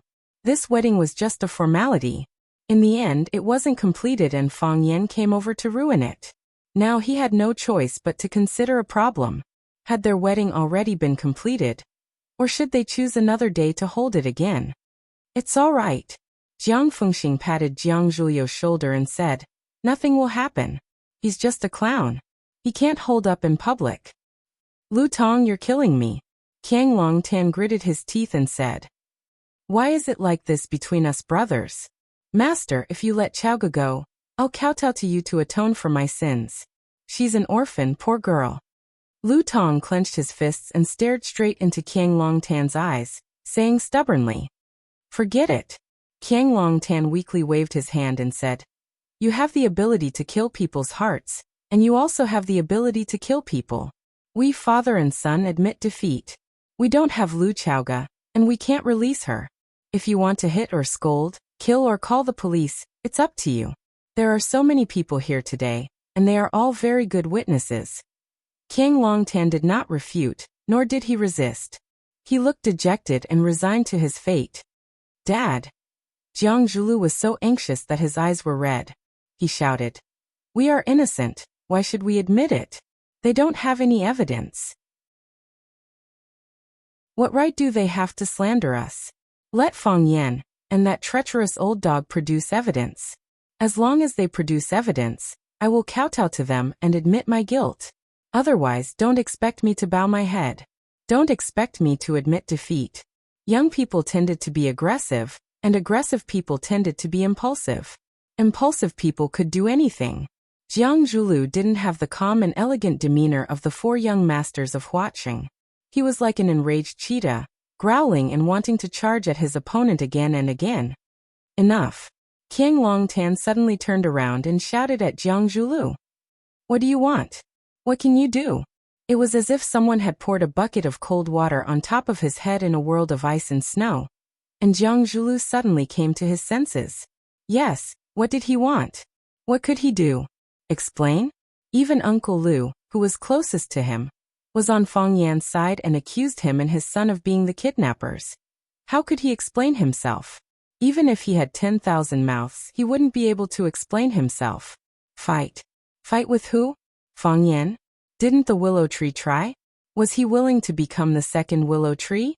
Jiang Zhulu suddenly felt a great sense of helplessness. It was like an ant finding it hard to lift an elephant, or a young eagle finding it hard to soar into the sky. He had the heart to kill the thief, but he couldn't. All this time Jiang Zhulu had thought that he was powerful and omnipotent. It turned out that he had been wronged before, and he had been bullied until he couldn't lift a fist. He had experienced this twice. Fang Yan had given him the first time, and Fang Yan had given him the second time. Jiang Zhulu had never been so depressed before, and his body was turning cold. After scolding his son, King Longtan turned to Fang Yan and said, "You win. You're the biggest winner today. Let me repeat myself. I didn't kidnap Chaoga, so I can't hand her over to you. If you don't trust me, you can leave it to the police. I think they'll make a reasonable decision. No matter who they hand her over to, the criminal will be severely punished. Let me say this to you and your son. Those who commit unjust acts bring about their own destruction." Fang Yan turned to leave and said, "Let's go." He said, "Let's go." Who would want to leave with Fang Yan? After the scandal between Fang Yan and the Jiang family, wouldn't leaving with Fang Yan mean breaking off all ties with the Jiang family? Many people looked at Fang Yan sarcastically. Did this idiot know anything about the ways of the world? More people were confused and wondered where Fang Yan got his confidence from. Why did he think that someone would bet on him? No matter how humiliated the Jiang father and son were today, they were still one of the 4 major families of Hua City. How could he compete with the Jiang family? They didn't expect that someone would really leave with Fang Yan, and it wasn't just 1 or 2. Lu Shu was the first to stand up. Lu Shu didn't sit in a wheelchair today. He came with crutches.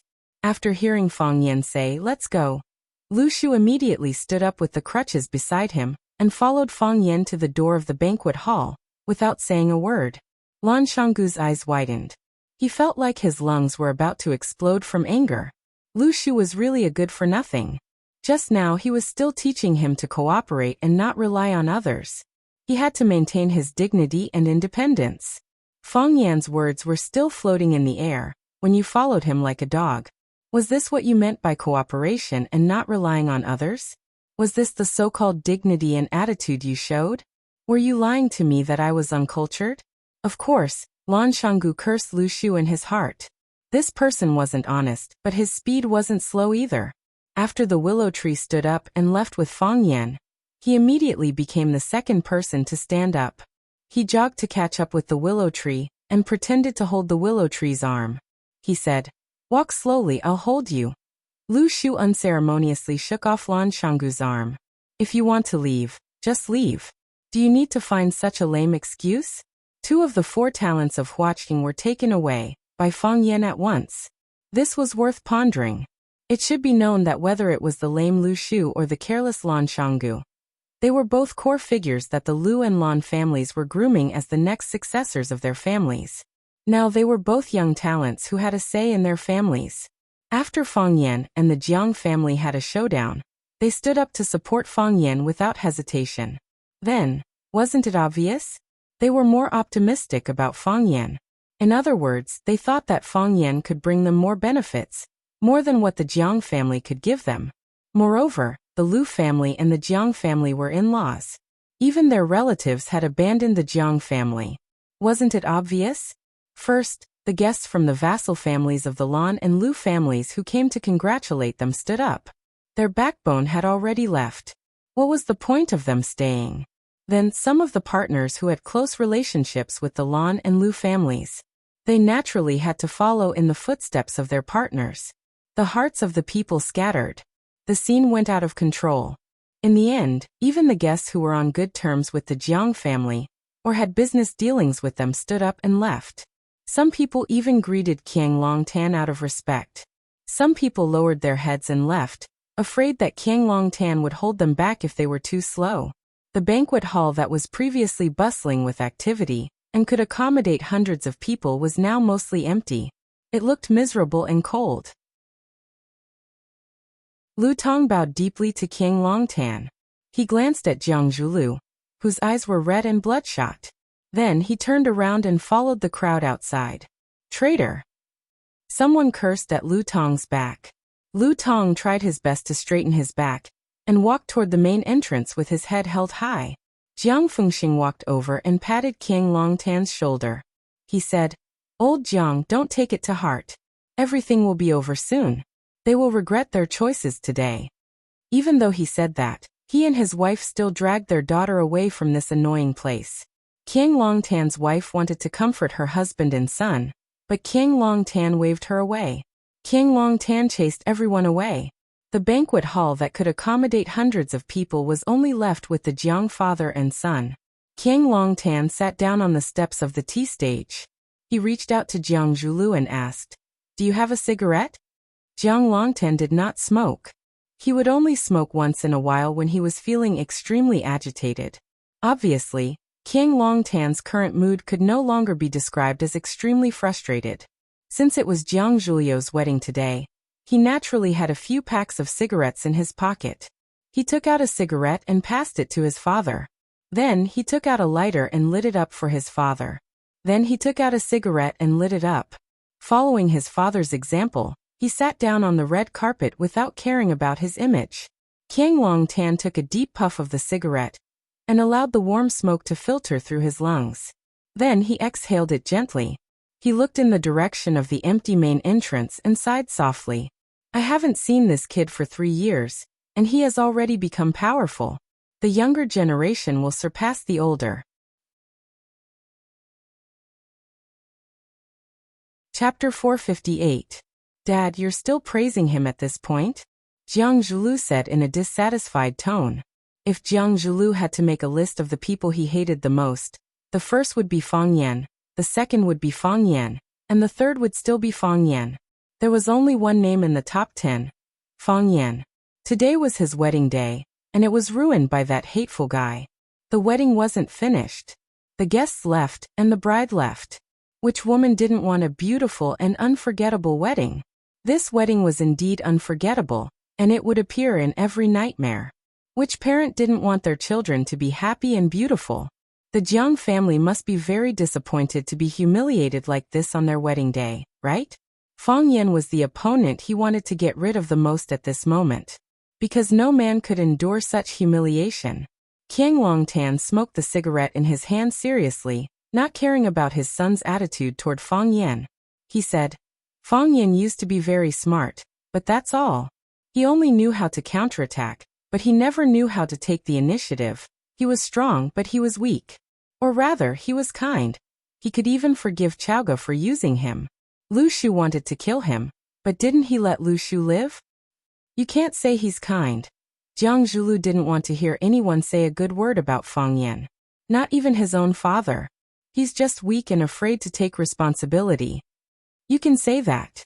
King Longtan didn't refute his son's words this time. Father died a tragic death in front of his house, and he mourned for 3 years at Swallow Dock. It seems that he's understood a lot of things in the past 3 years, and his personality has changed a lot. He knows how to take the initiative, and it's fine when he doesn't move, but when he does, it'll kill. "Kill who?" Jiang Zhulu said fiercely. "He accused us of kidnapping Lu Chaoga, but what evidence does he have? If he can't, why should others believe him? Is there really no one who believes it?" King Longtan stared into his son's eyes and asked. Jiang Zhulu had been afraid of his father since he was a child. He was not used to looking into his father's eyes at such a close distance. He turned around and took a puff of his cigarette. Even if a small number of people believe it, the Jiang family's reputation will only be affected a little. Do you really think that only a small number of people will believe it? King Longtan was not satisfied with his son's answer and asked again. No one listens to Fang Yan's words, but that old dog Lu Tong's knife is too deep. Jiang Zhulu became flustered and exasperated. If he didn't jump out to testify against us, how could we be in such a difficult situation? This is all part of Fang Yan's plan. King Longtan smiled coldly and said, "After today, the Jiang family's reputation will be ruined." "Dad, Jiang Zhulu was unwilling to admit the truth his father had said. This is the truth. That brat was too ruthless and too accurate. Do you really think he came to take Lu Chaoga away? He came to take away our Jiang family's dignity and face. He wants our Jiang family's reputation to be ruined, to become the talk of Huaqing and a laughingstock in their hearts. Haven't you noticed the frequency of his actions? From the moment he jumped out with a face full of anger and shouted that I didn't agree, he started digging holes and burying us father and son in them. He said he had evidence in his hands, so why didn't he say it the moment he appeared? He just wanted to use some time to spread the news of Lu Chaoga's kidnapping. He wanted to tell the whole story in front of everyone. He wanted to build momentum for himself and Lu Chaoga, so that everyone would automatically associate it in their hearts, so that they would subconsciously suspect us father and son to be the culprits behind Lu Chaoga's kidnapping. Qiang Longtan looked at his son, Jiang Zhulu, and asked, "Did we kidnap Lu Chaoga?" "Of course not," Jiang Zhulu denied flatly. "How could we do such a thing? We know we didn't. Do the guests here still believe it? Will the people of Huaqing who didn't come but heard the news believe it? I believe, at this moment, this matter has already spread to every corner of Huaqing, right? Whether Lu Chaoga was kidnapped by us or not, it is no longer important to us now, because everyone will see us as the #1 suspect. This is the reason why that brat came here to cause trouble. He wanted to pull us down from the high platform. No, he wanted to step us into the mud." Qiang Longtan's thoughts were clearer and crueler, and he said, "So Lu Tong appeared. If it wasn't to destroy our Jiang family, why would he throw out such an important chess piece like Lu Tong at a time like this? He placed him beside us father and son, so that he could continuously pass on the information they want. Wouldn't this show the value of a chess piece?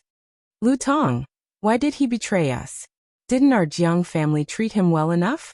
We never treated him like a slave. We treated him like family." When Lu Tong was mentioned, Jiang Zhuliu's emotions fluctuated more intensely.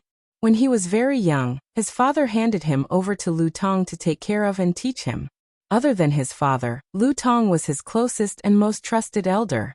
Unexpectedly, when the Jiang family was in danger, he was the first one to jump out and stab the Jiang family. What's so hard to understand? Qiang Longtan shook his head and sighed, a little disappointed with his son's reaction. There is no such thing as loyalty in this world. Loyalty only comes from the lack of bargaining chips for betrayal. In the future, you must remember this in your heart. In this world, there is no one worthy of your trust. Only those who are worthy of being used. I'll remember, Jiang Zhulu said, as if he was enlightened. Lu Tong, that old dog, taught me a lesson. I'll never forget it. Lu Tong's knife didn't kill us, nor could it kill us. But it left a fatal wound on our bodies. Qiang Longtan stepped on the cigarette but in his hand and rubbed it forcefully. This was the second knife that Fang Yan prepared. It was also the fiercest and most unexpected knife. Jiang Zhulu looked puzzled. Since they already have Lu Tong in their hands, why didn't they just ask him to take out their so-called evidence? How could such a show end so hastily after all this talk and no action? Isn't it a little too stupid? Because they don't have evidence, Qiang Longtan said.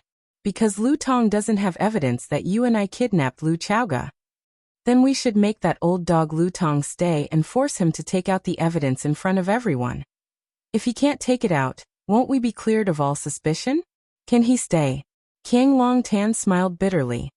Lu Tong has been by our side for so many years. How many secrets does he know? He doesn't have evidence that we kidnapped Lu Chaoga, but he has a lot of evidence on other things. If we make him stay, he will spill everything. How can we face that situation? You mean, this is also Fang Yan's plan? When Qiang Longtan mentioned Fang Yan, his face once again showed a complicated smile of hatred and admiration. He knows we can't stay, he knows we don't dare to.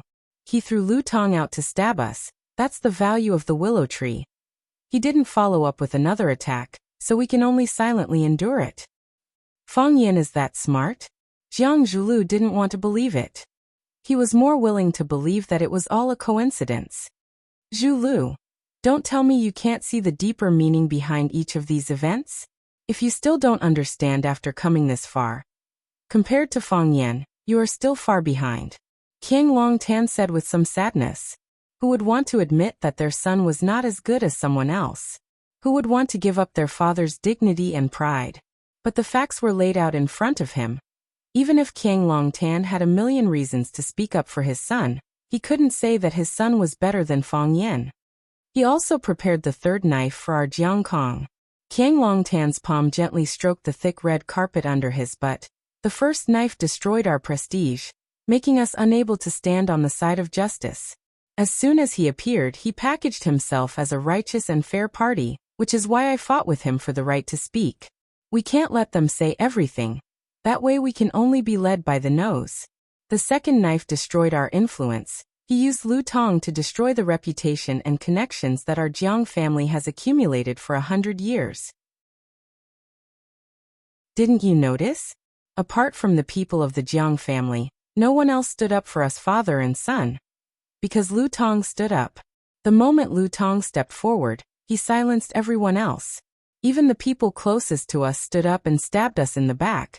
What reason did they have to stand up for us? What reason did they have to fight alongside us? Our prestige was destroyed. Our power was disintegrated. But our spirit was not dispersed. So Fang Yan prepared the last knife for us. The third knife was when Fang Yan left. Lu Shulan, Gu Gu, and the others also left. Their departure led to the departure of even more people. And in the end, the situation got out of hand. Why is our Jiang family known as one of the 4 great families of Huaqing? It's because there are people who fear the power of the Jiang family and look up to the Jiang family. With a shout, people gathered. But after Fang Yan's third knife stab, our Jiang family, this elephant, was completely dragged down by him and fell to the ground in a very unsightly manner. Even those people we didn't look at before dared to leave. What right do we have to be one of the 4 great families of Huaqing? King Longtan's smile was bitter, and also very bitter.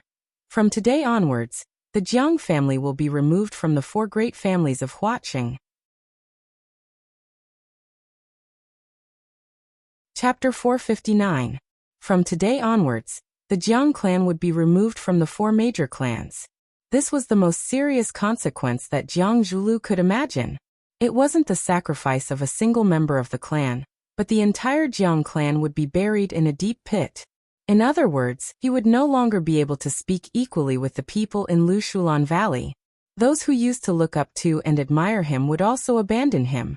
In the future, he would no longer be one of the 4 prodigies of Huaqing. There would be someone new to replace him.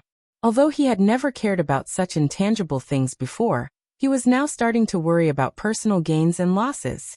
It was hard for him to imagine that when people talked about the 4 prodigies of Huaqing in front of him, they wouldn't mention Jiang Zhulu. Instead, they would casually mention another unfamiliar name. The higher one climbs, the harder one falls.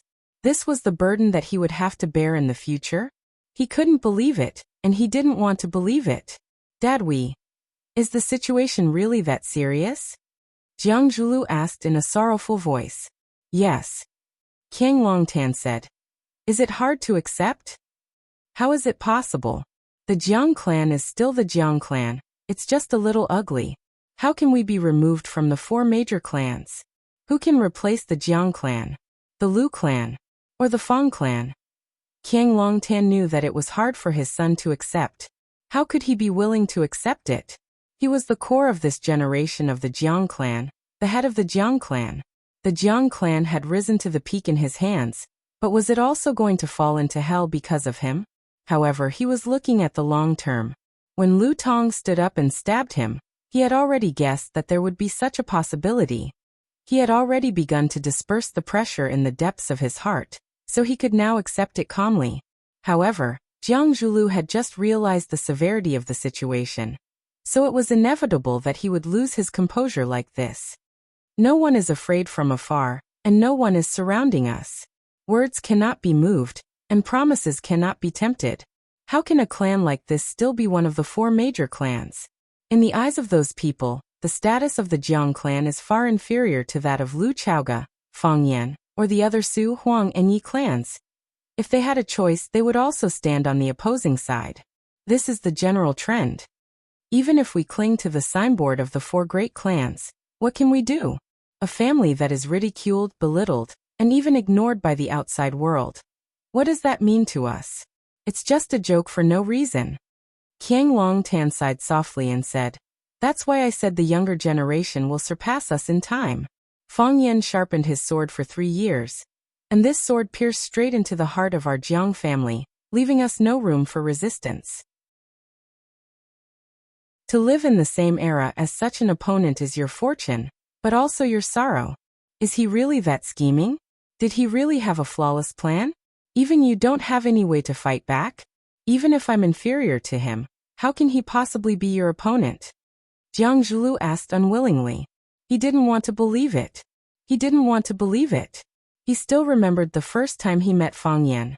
At that time, he was still a somewhat inexperienced rookie. Except for his vicious mouth, there was almost nothing about him that people should respect or be vigilant against. Just a rookie. He once commented on Fang Yan in front of the willow tree. Now that rookie had been reborn, and turned into a phoenix that soared above the 9 heavens. After the willow tree was disfigured by him, because of the Rubik's Cube, it was tied to the same chariot, unable to move.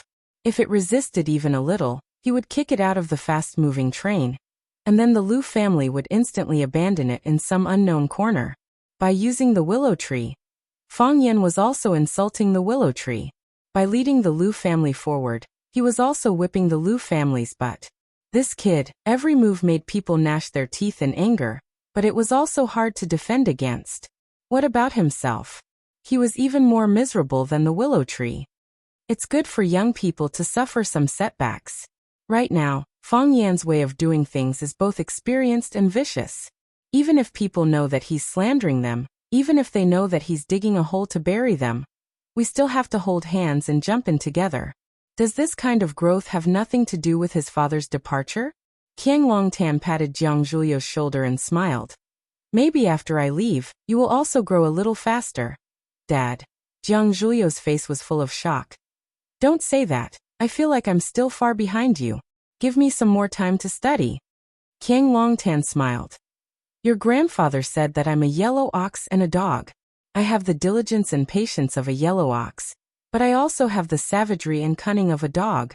I have a lot of confidence in my life. I thought that I'd run amok for my entire life, but I didn't think that, at my old age, I would be bullied by a young boy to this extent. He brought a large basin of fresh dog's blood and said, Qiang Longtan, I'm going to pour this basin of dog's blood on your head. And then he did it. We didn't have any ability to retaliate. Just now, did you feel especially powerless? There will be many more days in the future. If I don't get my revenge, then I'm not a man. Jiang Zhulu sneered. He can be arrogant for a moment, but can he be arrogant for the rest of his life? Don't seek revenge for revenge's sake. If there are benefits to be gained, why don't we all sit down and drink tea, chat, and become friends? Qiang Longtan tried to console his son. A person doesn't live to fight. That kind of life is too dark, and there's no sense of accomplishment. What we want is to control the situation, to maximize our benefits, to become the best person in a certain field. This kind of life is worth looking forward to. Jiang Zhulu pondered for a long time, then looked at his father and asked, Then who kidnapped Lu Chaoga? Who knows? Qiang Longtan shook his head. Everyone who covets the Rubik's Cube has this possibility. Even Fang Yan could be the mastermind. Fang Yan. Jiang Zhulu was shocked. Did he direct and act out this show?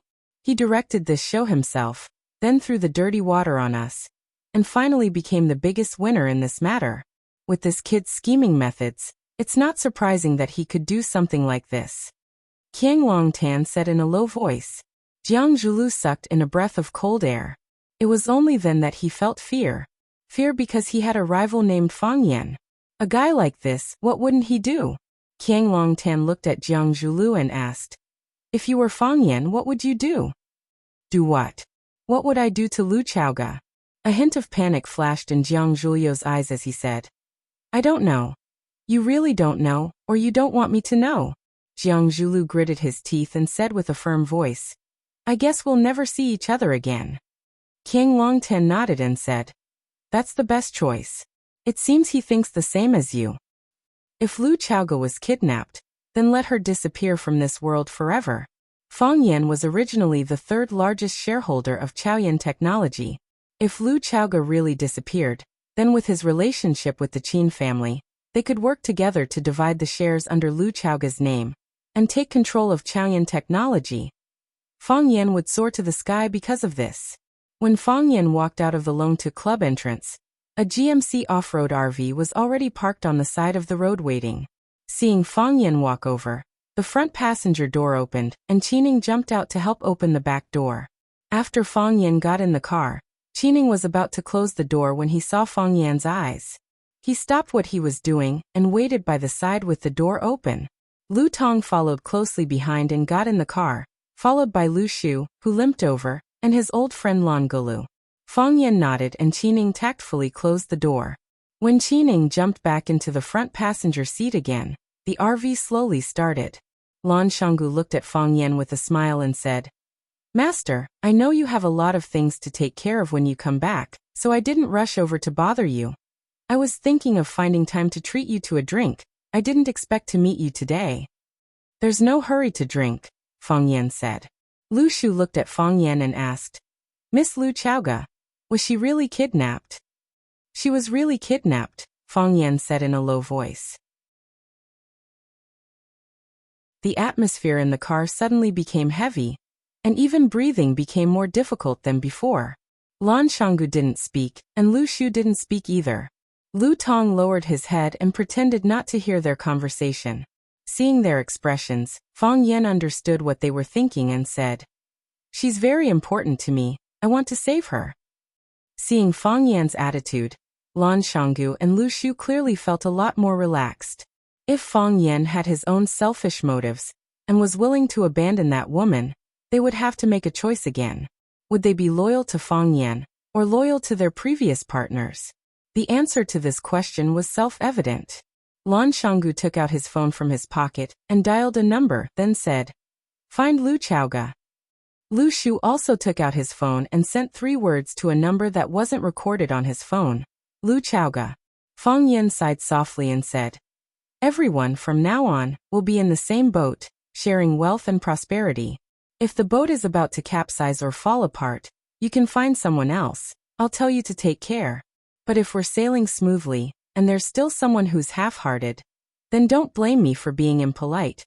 Even if the boat is about to capsize or fall apart, do I have any other choice?" Lu Shu asked back.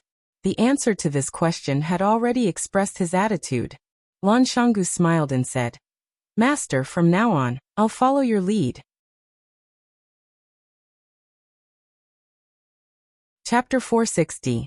The car stopped at the corner leading to the highway, where Lu Shu and Lan Shanggu got off. Their car followed behind, so they didn't have to worry about walking back to the city. "Goodbye, master." Lan Shanggu stood at the door and said goodbye to Fang Yan. "We'll do our best to find Miss Lu." "Thank you," Fang Yan said. The car door closed and the GMC set off again. Watching the car disappear into the distance, Lan Shanggu asked, "Are we really going to look for her?" Lu Shu thought for a moment and said, "He's really going to look for her." Lan Shanggu nodded with a smile and said, "If he's really going to look for her, then we'll really look for her." The huge and heavy car quickly drove on the highway to Huaqing. Only Fang Yan and Lu Tong sat in the spacious and luxurious back compartment. Fang Yan was silent and Lu Tong felt uneasy. When Lu Shu and Lan Shanggu were here, he felt more relaxed and comfortable. Now that Lu Shu and Lan Shanggu were gone, why did he feel uneasy all over?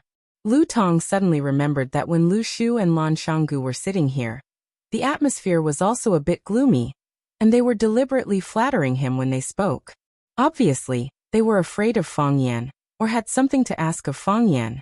This man who disappeared for 3 years, showed the aura of a king as soon as he returned? Was this just a temporary illusion? Or was the energy that had been secretly accumulated over the years finally going to explode? Was Fang Yan going to become the representative of the rising power in Huaqing? No matter what, after this battle, no one could ignore his existence anymore. Fang Yan was in Huaqing. Fang Yan seemed to have just remembered Lu Tong's existence. He turned his body slightly so that he could talk to Lu Tong, and his expression deliberately softened. He seemed to be more polite than he was to Lu Shu and Lan Shanggu. Mr. Lu, it's been hard on you, Fang Yan said gratefully. Lu Tong paused for a few seconds, then sighed heavily and said, I just did what I promised, master. When he heard Lu Shu and Lan Shanggu call Fang Yan young master, he followed suit. He knew very well that Fang Yan was just a teacher at Rosefinch Secondary. Oh no, a security guard. Betraying one's master was a disgrace in anyone's eyes. Even though Fang Yan was speaking to him amiably now, he also understood the other's thoughts. It was impossible for him to look up to someone like him. If he kept his moral integrity, he wouldn't be able to keep his life. If he kept his life, he would lose his dignity. It's so hard to be a human. Fang Yan nodded and said, I still have to thank you. Without you, we wouldn't have been able to expose the ugly faces of the father and son of the Jiang family in front of so many people. You have been with them for so many years. You should know what kind of despicable people they are, right? Lu Tong remained silent. The reason he didn't answer was not because he still wanted to pick up some things that he had abandoned, such as dignity and moral integrity. Some things were lost and could never be found again. He just didn't know how to answer this question. Jiang Longtan and Jiang Zhulu, father and son, had indeed done quite a number of evil deeds. Furthermore, a large portion of those deeds had been arranged by him. He was the executor, the garbage cleaner who helped the father and son of the Jiang family. By betraying the father and son of the Jiang family, he was actually betraying himself. However, it was also because he had no other choice. Fang Yan didn't care whether he answered this question or not. He said to himself, Your little son will be fine. I will let him go. I will let him gamble less and do something serious. He lost so much that he pawned his hands and feet. This is no longer gambling, but gambling with his life. If they really cut off his hands and feet, is he still human? Yes. Master is right. Lu Tong nodded again and again. At this time, if Fang Yan said that shit smelled good and you had a taste, he would also nod and say that he had a good taste. It couldn't be helped. Who asked his little son's life to be in someone else's hands? Lu Tong had 2 sons.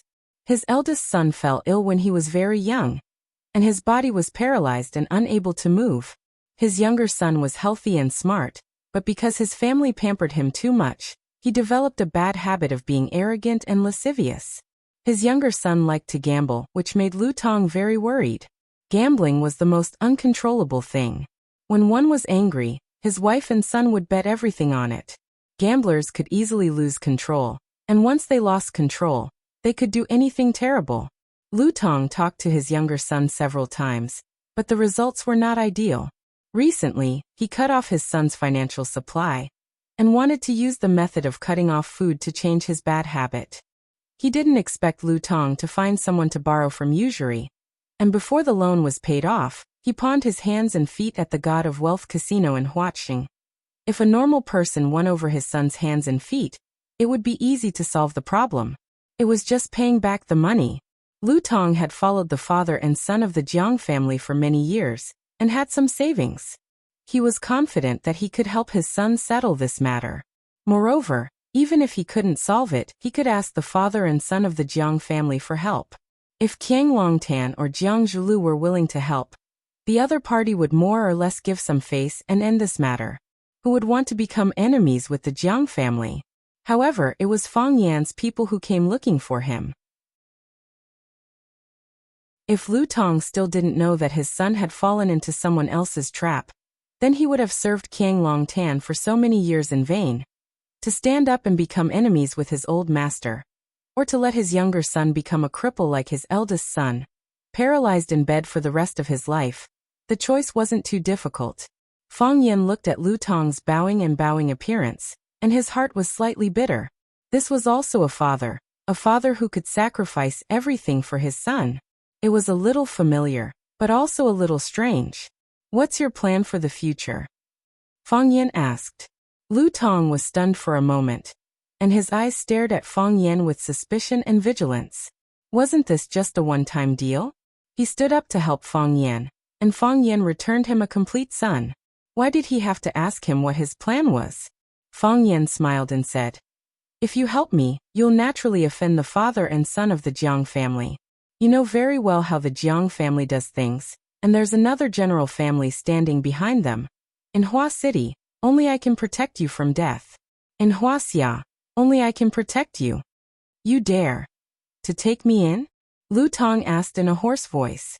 He was a traitor who had just betrayed his master's family.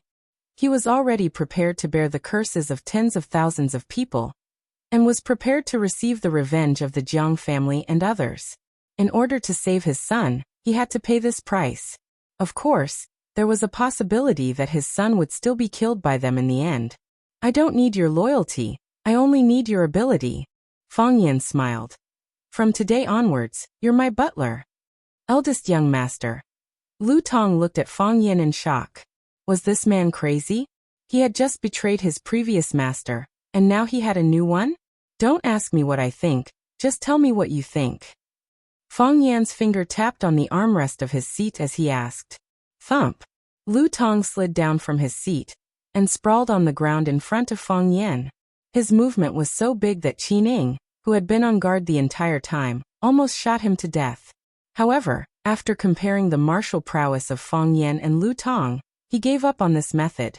Eldest young master, from today onwards, I'll be a vicious dog at your feet. I'll bite whoever you want me to bite. I don't ask for great wealth, I just want to ensure the safety of my family. Qi Ning, make the arrangements. Fang Yan said. Yes. Qi Ning answered and began to make a call. He only needed to make a call, and the members of Lu Tong's family who were under their control would immediately be moved to a safe place. A place that was difficult for outsiders to come into contact with. The GMC RV stopped at the underground parking lot of the God of Fortune Casino. Under the lead of a blonde, a few men in black helped a pale young man walk over. Seeing the thin and delicate young man, Lu Tong was so happy that his eyes were brimming with tears. He ran over and slapped his face again and again. Teacher. The blonde stood under the car and respectfully greeted Fang Yan. This kid hasn't changed his gambling habits. He lost both his hands and feet. When we locked him up, he still wanted to borrow money from us to continue gambling. He said he wanted to win his hands and feet back. How could he win? Who would win for him? Idiot. Oh right, Boss Xiao asked me to say hi to teacher. He said that in the future, if teacher wants to entertain someone, just tell him in advance and he'll definitely treat that person well. Fang Yan didn't respond to Boss Xiao's greeting. Instead, he looked at the blonde and said with a gratified expression, some people use knowledge to harm others, while others use knowledge to save others. San Xian, you belong to the latter. I'm very satisfied with your performance. San Xian's face was flushed with excitement. He held his head high, chest out, and legs together. He loudly said to Fang Yan, this is all because of teacher's guidance.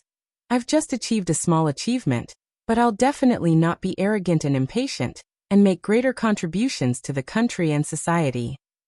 San Xian was the one who took the credit for Lu Tong's betrayal. He was the one who found out that Lu Tong's son, Lu Wei, was a gambling addict. He and Boss Xiao from the God of Fortune Casino worked together to set up a trap to win his hands and feet. He was also the one who personally negotiated with Lu Tong. A blonde hooligan gave him a big enough stage, and he was able to blossom with brilliance that no one could look directly at. I'm looking forward to your future. Fang Yan said. Lu Tong trembled with anger. You set up a trap to frame my son. And you call that using knowledge to save others? You call that a small achievement? You even say you want to make greater contributions to the country and society. Lu Tong was angry, so he slapped his son even harder.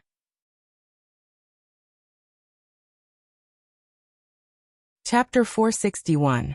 Pa. Lu Chaoga heard the sound outside, and her consciousness gradually woke up.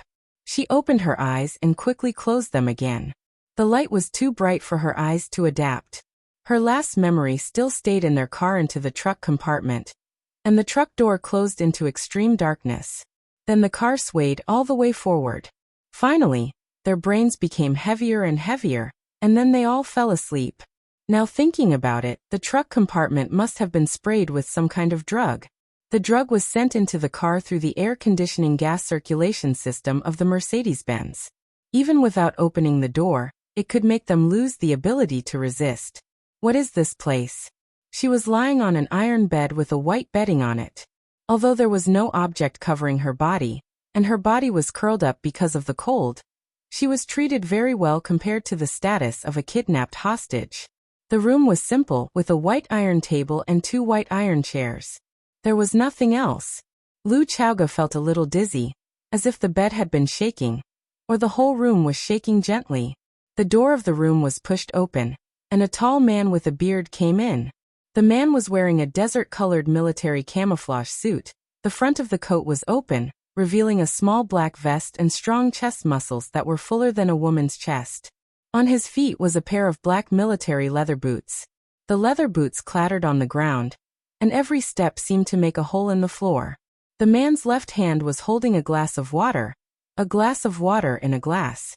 The man's right hand was holding a knife, a sharp dagger with different depths of serrations. The man put the water in his left hand on the iron table in the room, then pulled out the chair and sat down. Looking at Lu Chaoga, who was sitting on the bed and looking at him with a vigilant face, he said with a smile, "We have said hello. I am the Lord God. You should remember my voice, right?" Lu Chaoga jumped out of bed, pulled out another chair, and sat down in front of the Lord God, dignified and elegant, without any awareness of being a hostage. She pointed to the glass of water in front of her and asked, "May I?" "It's prepared for you," the Lord God said. "Drink it and detoxify yourself." Lu Chaoga picked up the glass of water and drank it in one gulp. She felt that she was really thirsty. Every cell in his body was screaming for water. The Lord looked at Lu Chaoga thoughtfully and said, "You're really not afraid of death." "We've already discussed this issue," Lu Chaoga said impatiently. "I think, as a kidnapper, your time is more precious than mine. We can go straight to the next part." The god laughed and looked at Lu Chaoga with admiration. "It's a pity that I don't like women, otherwise I would definitely like you. You're such a..." The Lord thought for a few seconds and finally came up with a suitable adjective.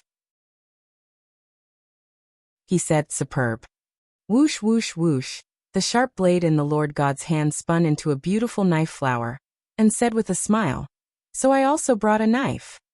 Lu Chaoga looked at the Lord God and didn't respond, quietly waiting for his next move. Not impatient, not anxious, not panicked, not afraid. As she said, she was prepared for the worst. The Lord God stared at Lu Chaoga's dignified and beautiful face for a while, then said helplessly, "Meeting a hostage like you is a very unlucky thing for the bandits, because we can't find any sense of accomplishment in it. A woman who doesn't understand fear. This is the first time I've seen it. A kidnapper who talks so much nonsense. This is also the first time I've seen it," Lu Chaoga said coldly. The Lord God laughed and said, "Kidnappers also have emotions, likes and dislikes. It's because I admire you so much that I can't bear to use torture in the past. How about we choose a more peaceful way of communication?" "What kind of peaceful way of communication?" "Give me the Rubik's Cube technology and I'll keep you alive," the Lord God said. "With the scale of your assets now, even if you hand over the Rubik's Cube, you won't have to worry about food and clothing for the rest of your life. Moreover, you are so beautiful that countless men are willing to do anything for you. Even if they lie at your feet and become a dog, they will also rush to you. I know men too well. You won't lose anything, and you can live a happier and more comfortable life." "Sounds good," Lu Chaoga said with a blank expression. "Don't you think so?" The Lord God comforted softly and said, "In the years you have held the Rubik's Cube, when have you ever had real freedom? You have to follow a large group of people when you go in and out.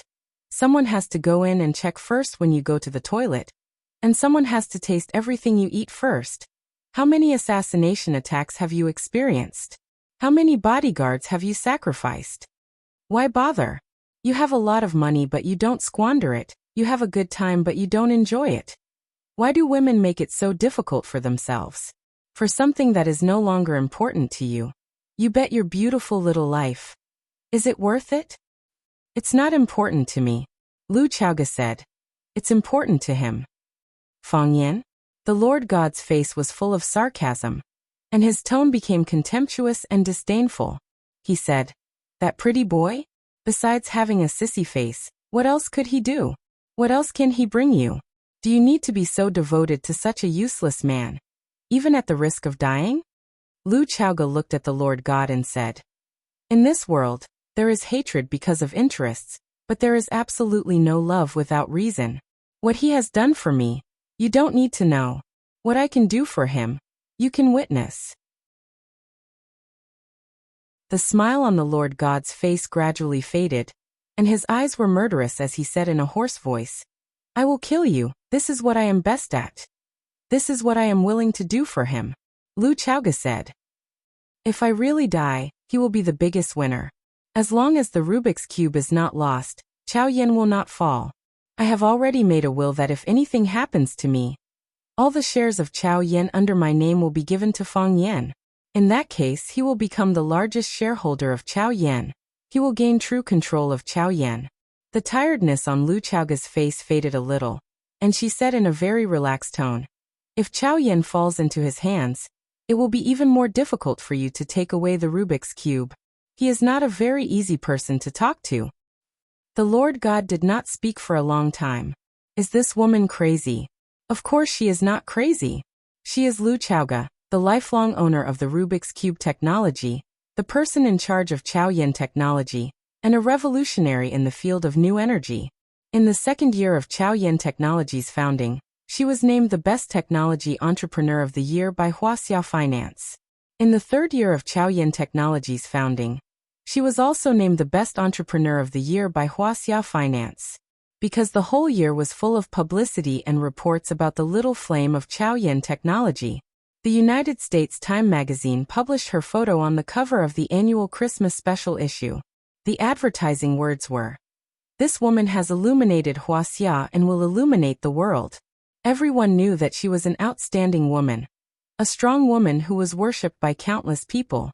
However, if you say that she is not crazy, the Lord God is not willing to believe it, because every word she said is too crazy and too unreasonable. What love does a woman like her need? As long as they run the business well, they will have the world. Everything in the world can be taken, including men. However, she said that she is willing to die for a man. Moreover, she is very happy that if she dies, the man will inherit her inheritance and control her business. Isn't this something that only a madman can do? I don't believe it. The Lord God said, I don't believe that there will be such a person in the world. There will be such a woman. He grabbed Lu Chaoga's arm and put her palm on the table. The sharp edge of the dagger in his hand pressed on the back of Lu Chaoga's hand and said, If I stab like this, your beautiful little hand will be ruined. I know. Lu Chaoga said.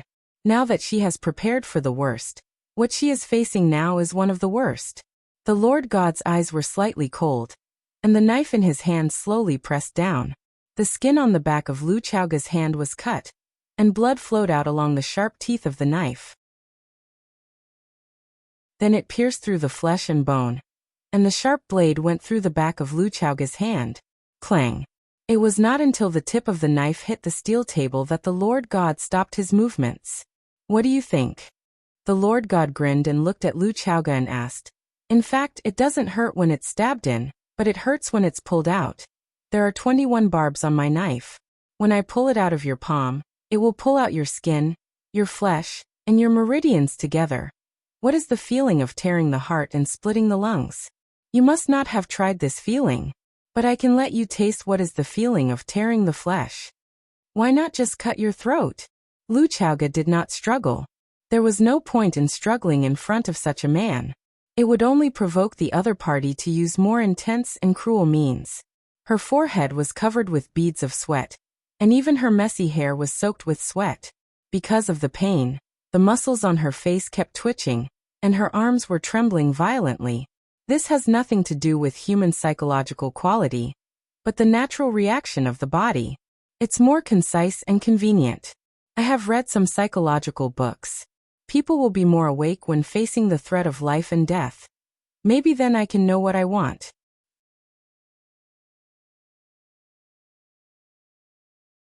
Chapter 462. Slit the neck. The Lord sneered. If you slit the neck, you will die. If you die, who am I going to find for the magic cube? I am not so stupid to fall into your trick. Can you still feel your palm? Feel it well, Feel every time it brings you pain and tremble. Feel it cut through the pores and flesh by the blade. Feel your blood freeze a little bit, and your body lose contact a little bit. Screech. The wrist of the Lord holding the knife was lifted up, and the sharp blade that pierced Lu Chaoga's palm was pulled out by him. Whoosh! The blood gushed out like a blood fountain. The bright red blood splashed on the face and body of the Lord, and Lu Chaoga's own face and body.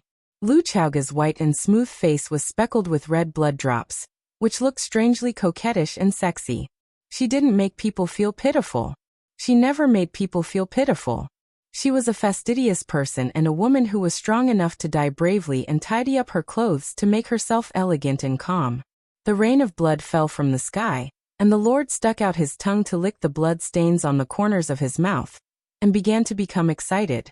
He held the dagger with teeth upside down, laughed and looked at Lu Chaoga, and said, "Lu Chaoga, how do you feel? Do you enjoy it? I am already excited. Are you the same as me?" Lu Chaoga's face was as white as paper, and her forehead was sweaty. The pierced palm trembled on the table, but it tried its best to maintain its previous sitting posture. Her two long legs were together, and her upper body was trying to straighten up to support her weak body, because of excessive pain. Lu Chaoga didn't answer the Lord's words. If there was still a trace of strength, she would use it to resist the Lord's attack again. The Lord was very satisfied with the effect of his knife, and looked at Lu Chaoga and said, "The second knife I stabbed your right hand, still stabbed in the hole just now. I just said I appreciate you. So, I really can't bear to hurt you." This was the damage stacking skill. Everyone knew that the position of injury was the most painful and sensitive. Not to mention a stab. Even a breath of air towards the wound would be so painful that it would be hard to breathe. Stabbing him in different places was just an extra stab. However, if he stabbed the original injured spot again, the damage would be stacked. This damage effect was no longer as simple as one slash after another. Instead, it was multiplied by several times. Not to mention a weak girl like Lu Chaoga. Even those famous assassins in the mercenary world would find it hard to endure such torture. The sovereign's words were long-winded, but his attacks were swift and decisive. Before Lu Chaoga had any time to prepare, he had already stabbed him with the knife. It was still Lu Chaoga's right hand, and the hole in the center of her right hand. The barbs on the dagger once again tore through the torn flesh. Because of the brutal insertion of the dagger, more blood and flesh oozed out from the side of the blade. Lu Chaoga fainted from the pain. We often talk about such a phrase, heart-wrenching. When a loved one died, it was heart-wrenching. When a cat and a dog at home died, it was heart-wrenching. When a boyfriend broke up, it was heart-wrenching. When a boyfriend broke up, it was heart-wrenching. When the fried chestnuts at Wang Mazi's house were sold out, it was heart-wrenching. When they didn't get a private room at Cash Locker KTV, it was even more heart-wrenching. How many people had experienced the real heart-wrenching pain? Tearing the heart and bursting the lungs. Such a pain, perhaps ordinary people couldn't bear it at all, right? When Lu Chaoga woke up again, she felt someone touching her injured palm. It was still a heart-wrenching pain, but there was a comfortable coldness. Lu Chaoga opened his eyes and came face to face with a pair of worried and concerned eyes. Lu Chaoga was stunned for a moment and instantly understood. No sadness, no joy. She had long given up. Qiang Long Ten carefully applied layer after layer of brown ointment on the wound on Lu Chaoga's palm, then wrapped it tightly with white gauze, and skillfully tied a beautiful bow. Then he sighed softly and said, "How did they hurt you like this?" Lu Chaoga retracted his hand and sat up with the support of one palm. It was a very ungraceful thing for her to lie in front of a strange man like this. She was a decent woman. "I've already helped you bandage it. I used the golden chrysalis skin nourishing powder personally, made by Dr. King Qin Luo. The real ointment ground from the golden chrysalis powder won't even leave a scar after the wound is healed." Qiang Long Tan pointed to the place between his eyebrows and said, "Do you still remember here? Were you 11 or 12 years old at that time? When I came back from work, you were watering the flowers on the balcony on the second floor. A flower pot suddenly fell down and slashed across the place between my eyebrows. There was a deep cut between my eyebrows. At that time, the flesh was turned inside out and blood flowed all over the ground. You were frightened and stood on the balcony looking at me like a fool. I still remember the look of panic in your eyes. I smiled and told you that I was fine. Then, your aunt took this bottle of golden chrysalis powder and bandaged it for me. She didn't even go to the hospital. Look, do I still have a scar here? No. Lu Chaoga said. They had lived together for so many years. How could she not know if there was a scar between his eyebrows? Yes, there's no scar left at all. It's really a magical treasure. This kind of thing is rare nowadays. I only have this little. King Long Tan put a small medicine bottle into his pocket and looked at Lu Chaoga with a smile on his face and said, "From that moment on, I knew that you wanted to kill me. If you weren't too nervous that time, if you didn't throw the flower pot in a split second, maybe you would have avenged your parents." Lu Chaoga was moved. This was the first time that King Long Tan told her about the death of her parents.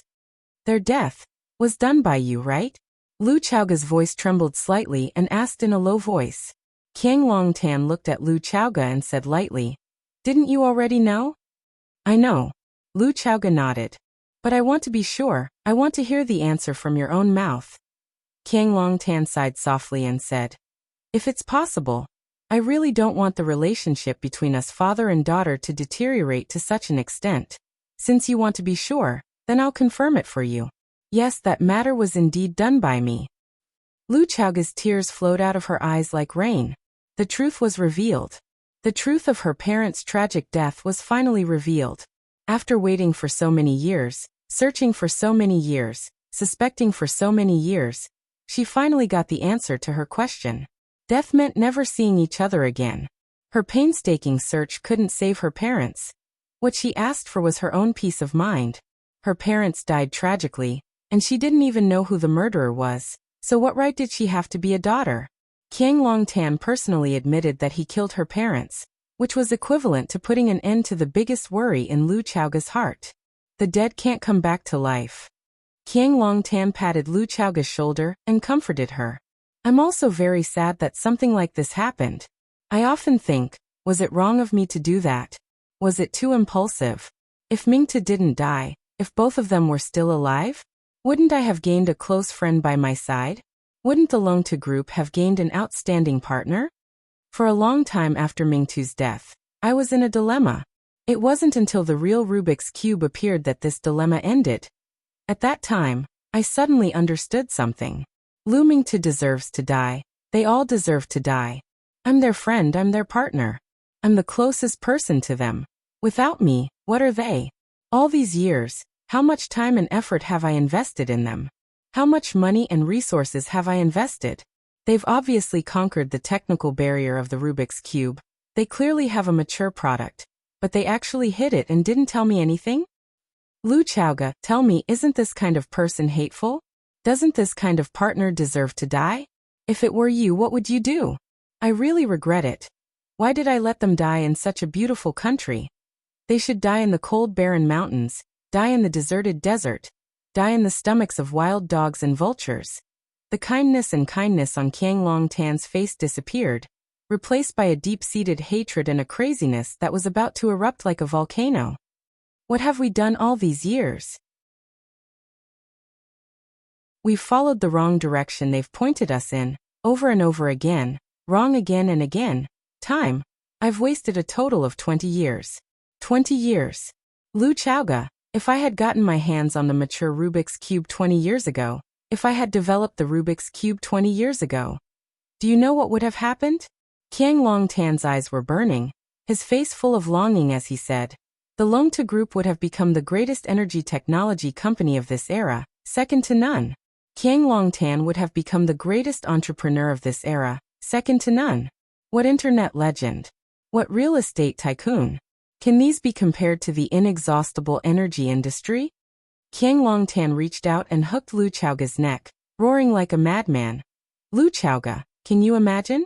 If I had the Rubik's Cube 20 years ago, what would I have achieved now?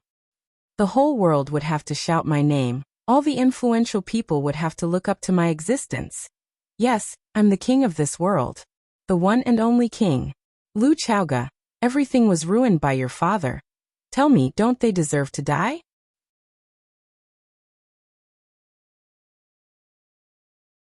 Chapter 463. Every bad guy had a unique talent. Some were ruthless, some were thick-skinned, and some were ruthless. Every one of them had something special about them. King Longtan was a master. He was not only ruthless, but also thick-skinned and ruthless. He hired assassins and let his friends and business partners die tragically in a foreign land. Years later, he accused them of keeping secrets from him, and said that they deserved to die. Such a person could be called the worst kind of bad guy, right? Lu Chaoga was choked by King Longtan. She couldn't refute his accusation. She also wouldn't refute, because in her eyes, King Longtan was a patient, a madman, killing his own friend because of benefits, and then accusing his friend of being disloyal to him after his friend's death. Only he could do such a thing, right? Lu Mingtu, that bastard, he wasted my precious time. He held me back for 20 years, he held me back for 20 years. Lu Mingtu looked at Lu Chaoga with a ferocious expression, and asked fiercely, "Tell me, do you think he should die? So what if it's for military use? So what if it's for civilian use? Because he, a nerd, doesn't like war, he won't allow his research results to be used for military use? Stupid. Extremely stupid. Didn't he know? Only military use can maximize the benefits. If I didn't seize such a good opportunity, I would regret it for the rest of my life. So I killed him, I had to kill him. If I didn't kill him, the Rubik's Cube would never be created, because he was the biggest obstacle in the research room, a traitor to our group. Still want to split? Want to split Longtu in two? That nerd, isn't he too naive? Longtu is my life's work, my life's hope. How could I allow such a thing to happen?" Understood. Understood everything. Lu Chaoga's tears flowed faster and faster, and her heart was aching more and more. She had never experienced it, and no one had ever told her about it. Her parents died in the hands of two nameless robbers. That's what everyone said. As if this was the truth of her parents' death. But she knew that wasn't the case. There must be other secrets. However, what exactly happened? Why were her parents killed? Now she finally knew the cause and effect of the whole thing. This kind of feeling was very joyful, but also more sorrowful. She was happy that she could finally enter her parents' lives and understand some of the stories that happened when they were alive. The sad thing was, it was as if they had come back to life in their own memories and died all over again. He wanted her to suffer the pain of losing a loved one again. Cardiac-shattering roar. Lu Chaoga's father, Lu Mingtu, was a typical technical talent. His greatest achievement in life was opening Pandora's box with his own hands. At that time, the box was only half open, but his good friend and business partner, King Longtan, couldn't wait to cash in on the huge profits. He wanted to turn the Rubik's Cube into a scythe of death that harvested flesh and blood, and a criminal helper that bombed civilians. Lu Mingtu didn't want his hands to be stained with blood. He was more inclined to commercialize the Rubik's Cube technology, bringing a better and more convenient life for people all over the world. The two of them had a conflict over the future development of the company, and the confrontation became more and more intense. The gap between the two friends grew deeper and deeper. In the end, Lu Mingtu didn't want his brother to turn against him, so he took the initiative to compromise and proposed to split Longtu into two, one for civilian use and the other for military use. King Longtan thought that Lu Mingtu had evil intentions towards Longtu Group, so he asked Lu Mingtu to go on a vacation and relax. They would discuss the division of the company when he came back. Of course, Lu Mingtu and his wife would never be able to return from that country in this lifetime. This was the truth behind King Longtan's murder of Lu Mingtu. It turned out that many years ago, her father had done the same thing as her.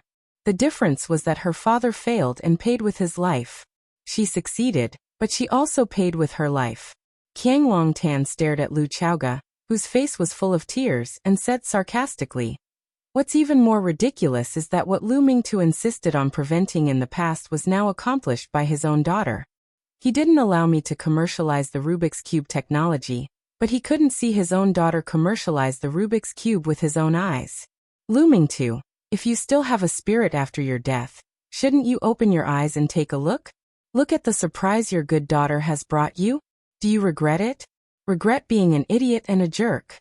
All smart people know that the Rubik's Cube can only be used for military purposes to maximize the benefits, but you just don't allow it to appear? The Rubik's Cube technology was indeed commercialized for military use, but it wasn't because of Lu Chaoga's own intentions. A world-leading energy product like the Rubik's Cube had to be strictly controlled by the country.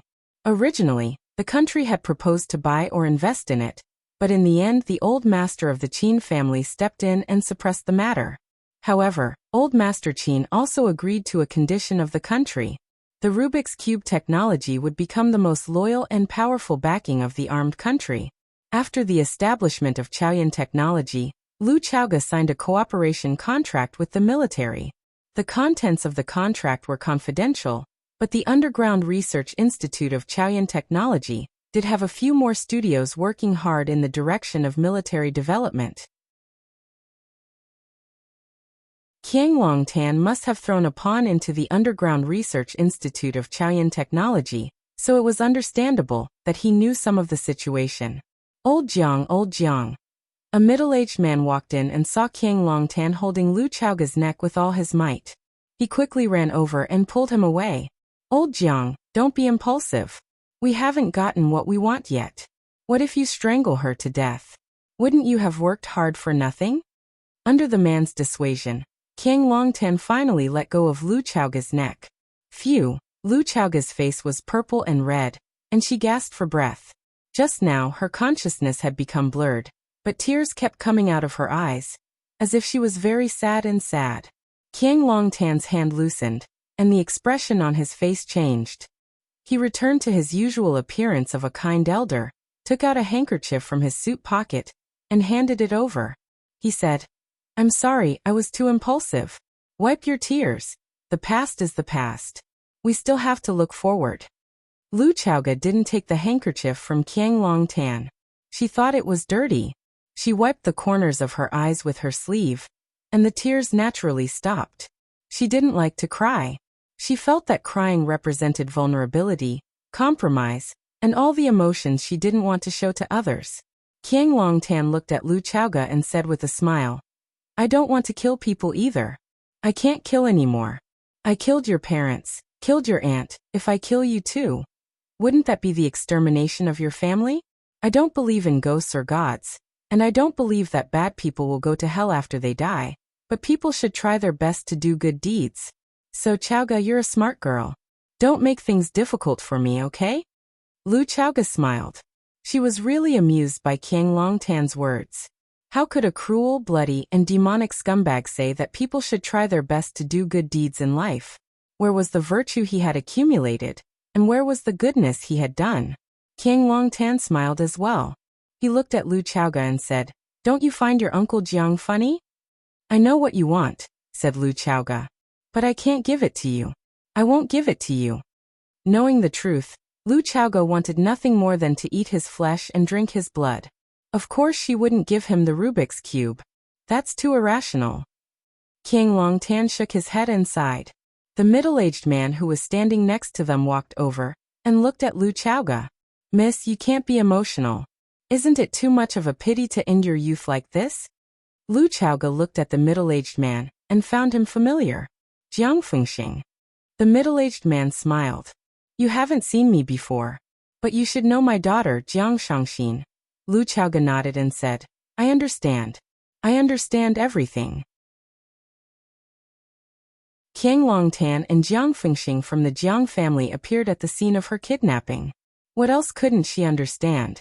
She knew that the Jiang family and the Jiang family were in cahoots, and now it seemed that the relationship between the two families was indeed unusual. "It's good that you understand. I'm just afraid that you don't understand." Jiang Fengxing didn't try to hide it. "You'd better listen to your Uncle Jiang. He's at his wit's end now, so he'll do anything." Driven to a dead end?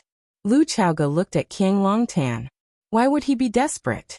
The Jiang family was one of the 4 major families in Huaqing. Although his Longta group had always been under pressure from Chaoyan technology, it still firmly occupied half of the energy industry in Huaqing.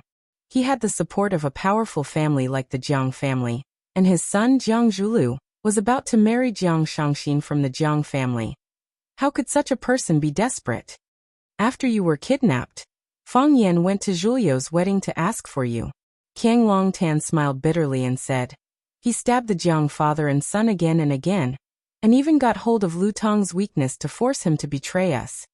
Lu Tong betrayed them? Lu Chaoge was shocked. She had lived in the Jiang family for many years, and she was all too clear about Lu Tong's position in the hearts of the Jiang father and son. Lu Tong was a special person in the Jiang family. If he jumped out and stabbed the Jiang father and son, they could only suffer in silence, because Lu Tong had too many weaknesses that could be used against them. If he forced them too much, Lu Tong could completely betray them in front of everyone, unless they had a way to get rid of him. However, if that person fell into the hands of Fang Yan, he would definitely not give them a chance to do it, right? Because what he was most afraid of now was someone leaving him, just like his father did. Fang Yan was really becoming more and more mature, and a trustworthy man.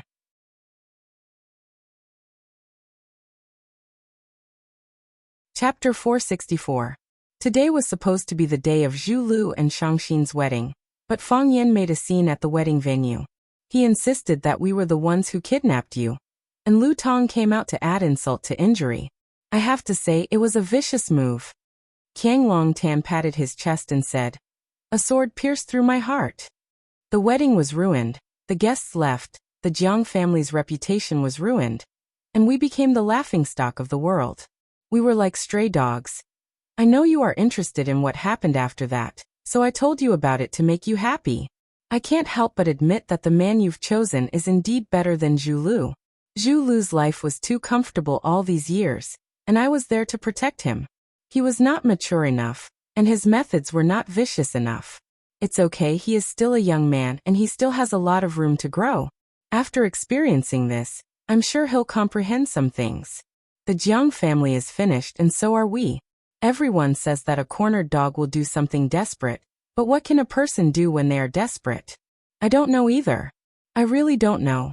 Anyway, your father wanted to split up Longtu with me, so I got someone to kill him. Now that your man Fang Yan has taken everything away from us, only the Rubik's Cube can save me, our reputation, and our reputation. Let us become a powerful force in Huaqing again, and let those who belittle and laugh at us look up to us again. Chaoge, give me a hand, and give me the Rubik's Cube. With the Rubik's Cube, Uncle will be able to regroup and achieve great things.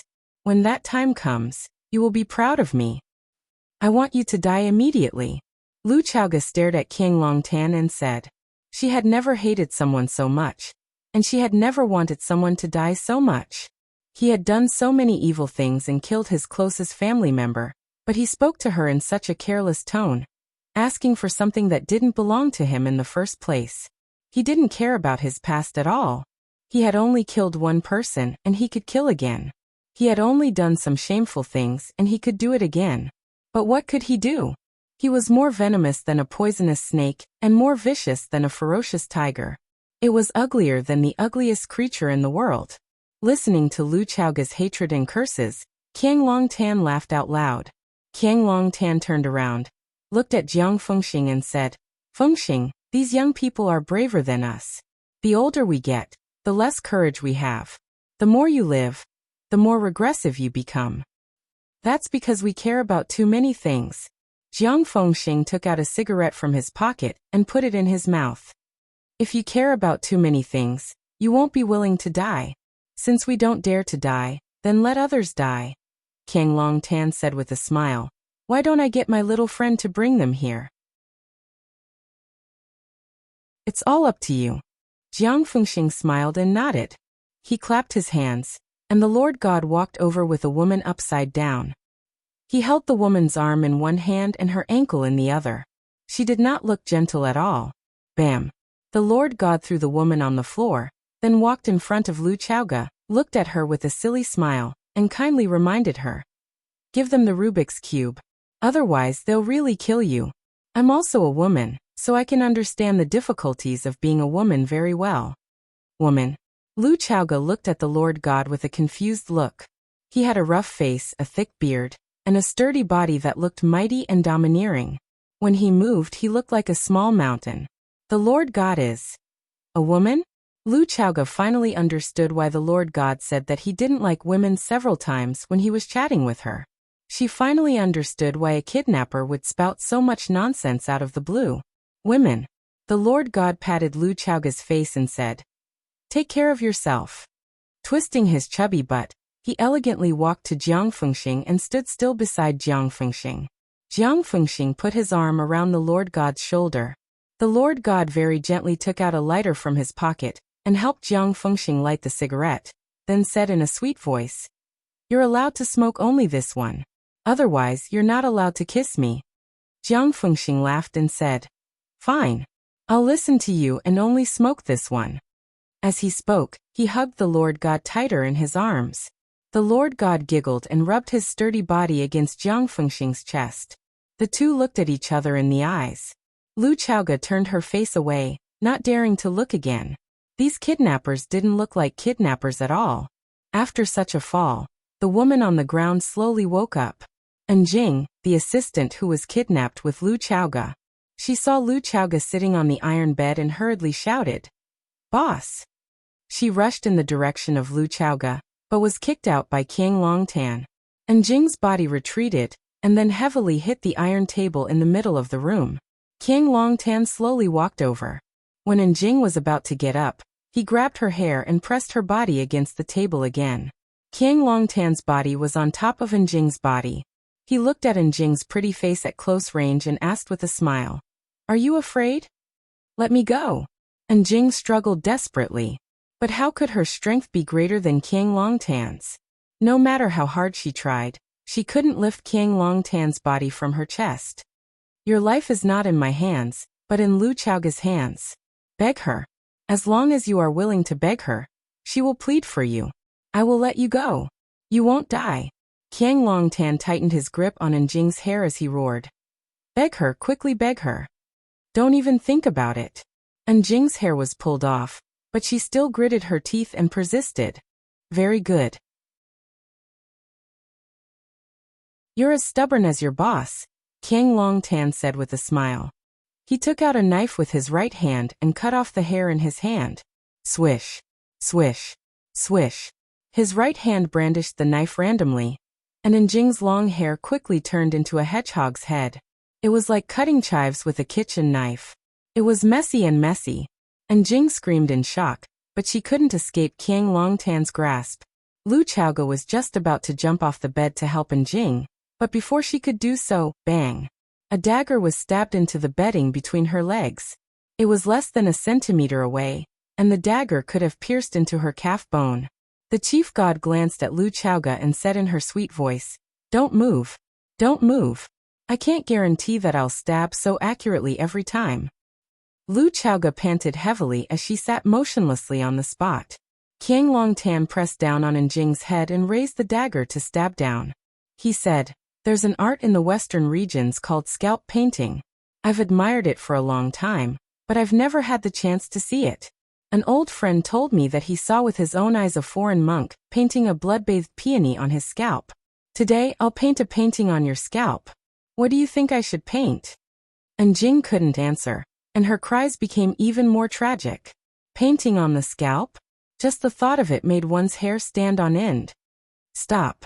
Lu Chaoga shouted. The tip of the dagger in Qiang Longtan's hand had already sliced through Jing's scalp. Blood dripped down the dagger, making for a shocking sight. The dagger in his hand stopped as he looked at Lu Chaoga and asked, "I knew you were a good child. You're cruel to yourself, but very kind to others. Why? Did you agree to give me the Rubik's Cube? Didn't you want to try painting on your scalp?" Lu Chaoga looked at Qiang Longtan and said, "Paint on my head. It's more convenient if I don't move." Qiang Longtan hated the words "unafraid of death." However, he had to admit that such people really existed. For example, Lu Chaoga in front of him. Qiang Longtan rejected Lu Chaoga's request and said with a smile, "Chaoga, I'm not joking with you. I'll really kill her." "I know you're not joking," Lu Chaoga said. "You'll definitely kill us. Whether I say it or not, you won't let us go back alive. The moment you appeared in front of me with your true faces, I knew we wouldn't be able to live." Lu Chaoga was a smart person. Smart people tend to have more worries than ordinary people. For example, the moment she saw Qiang Longtan, she knew that she wouldn't be able to leave this place alive. Qiang Longtan was a hypocrite, and a hypocrite cherished his reputation the most. The fact that he appeared in front of Lu Chaoga without any disguise meant that he already had the intention to kill her. Qiang Longtan smiled bitterly and said, "You really know me well." "That's right, this is indeed my style of doing things. We didn't wear masks because we didn't feel the need to hide anymore. Before you leave, there are a lot of things I need to clarify with you. You're a good girl, and I don't want you to leave with grief and regret. I know you're not afraid of death, and I know your followers are very brave. But Chaoga, there are many kinds of death. There's also another kind, which is living a life worse than death." What kind of pain was living a life that was more difficult than death?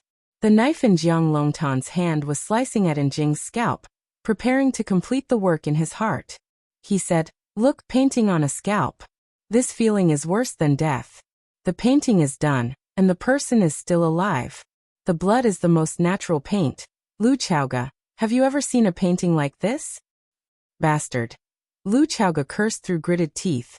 When a person was this shameless, there was nothing anyone could do about it. Before, Qiang Longtan had to pretend to be a good person and maintain his great image, so he had to suppress the evil in his heart. Now he could finally display his talent for evil without any scruples.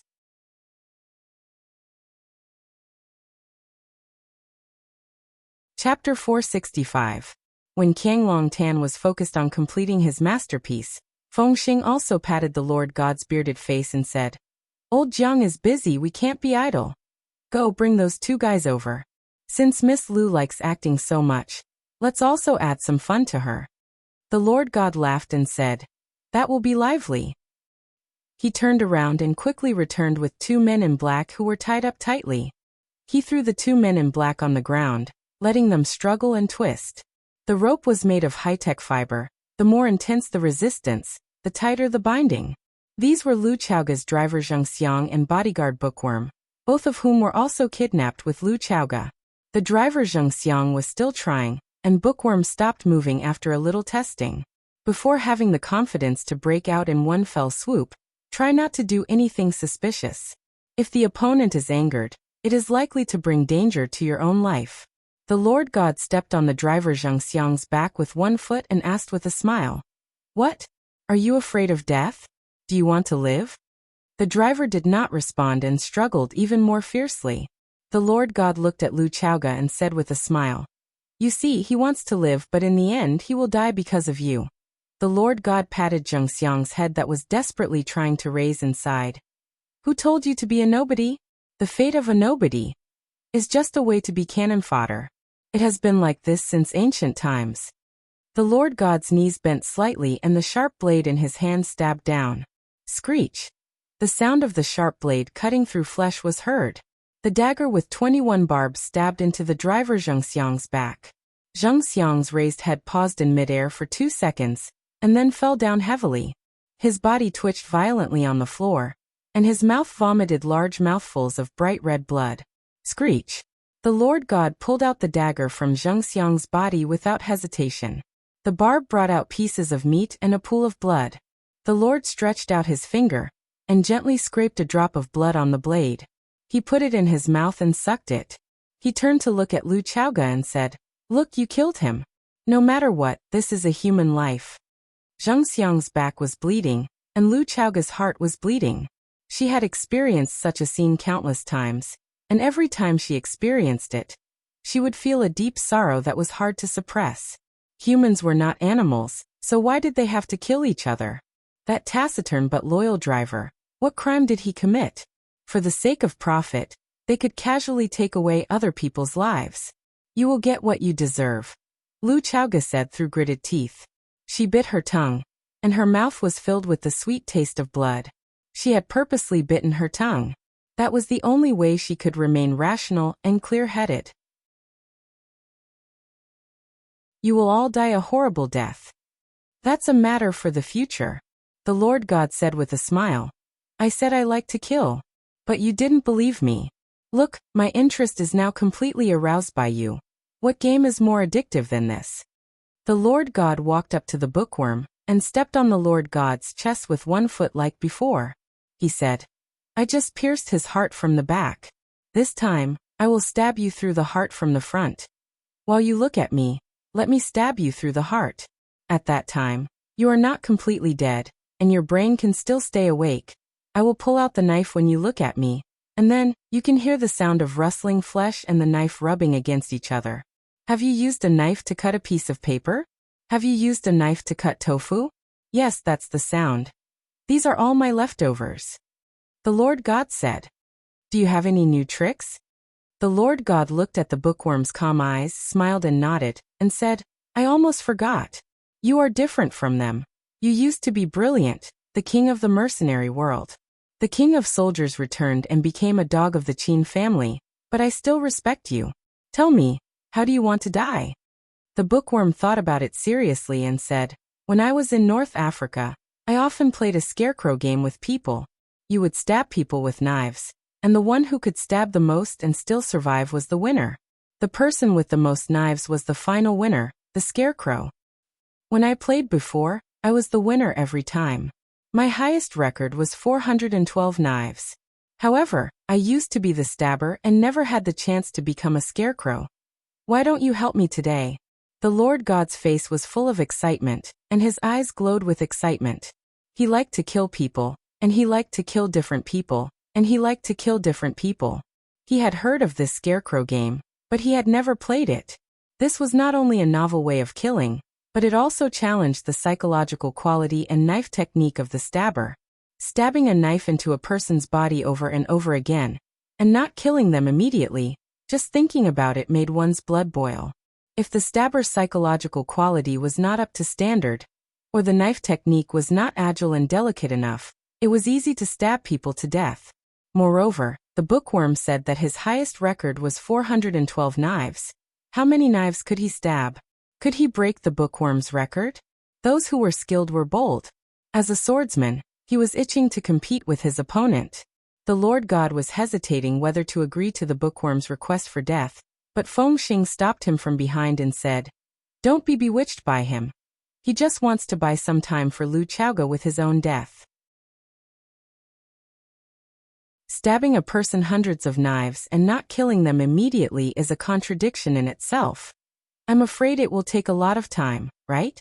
By time. The Lord God sneered and said, What can they do? Even if they are given more time, what can they do? Do they still think that someone will come to save them? The Lord God looked at Lu Xiaoga with a face full of sarcasm and said, Miss Lu, I advise you to give up such unrealistic ideas, because it will only bring you despair. You must not know where we are now. We are on the sea, above a sea that no one knows.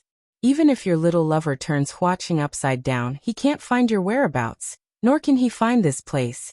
Even we don't know where this is, how could he know? On the sea? They were kidnapped on the sea. Lu Chaoga was completely desperate. The sky was blue, the sea was vast. How vast was the sea? It was so big that people lost their direction.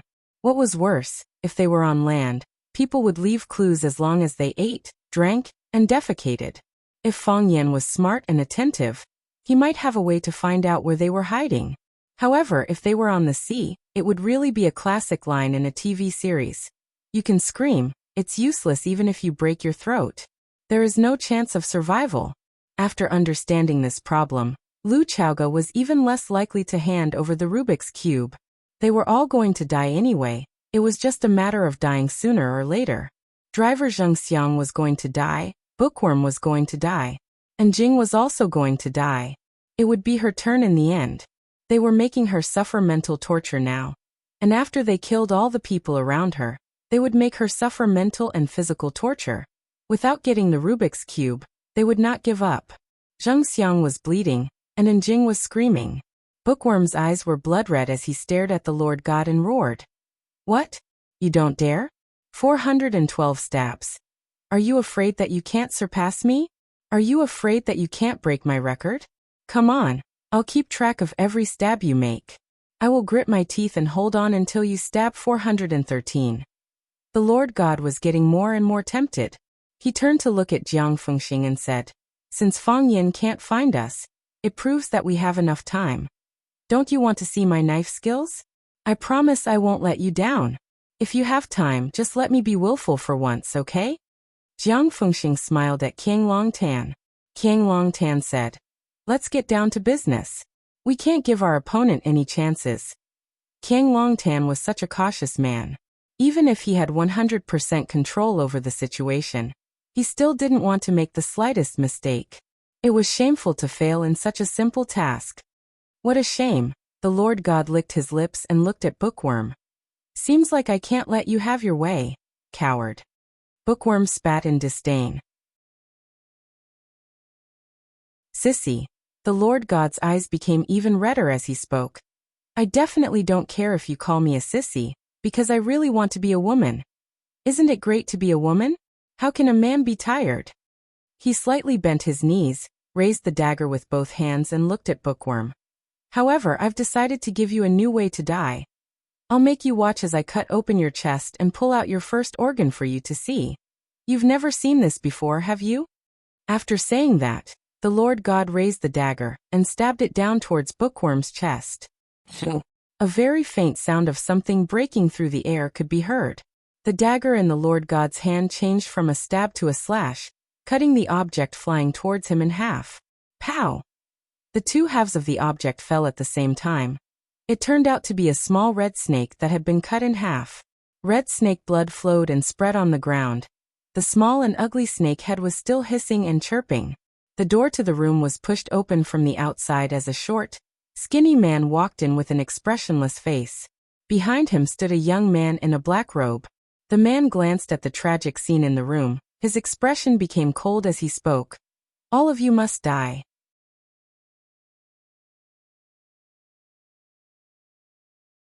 Chapter 466.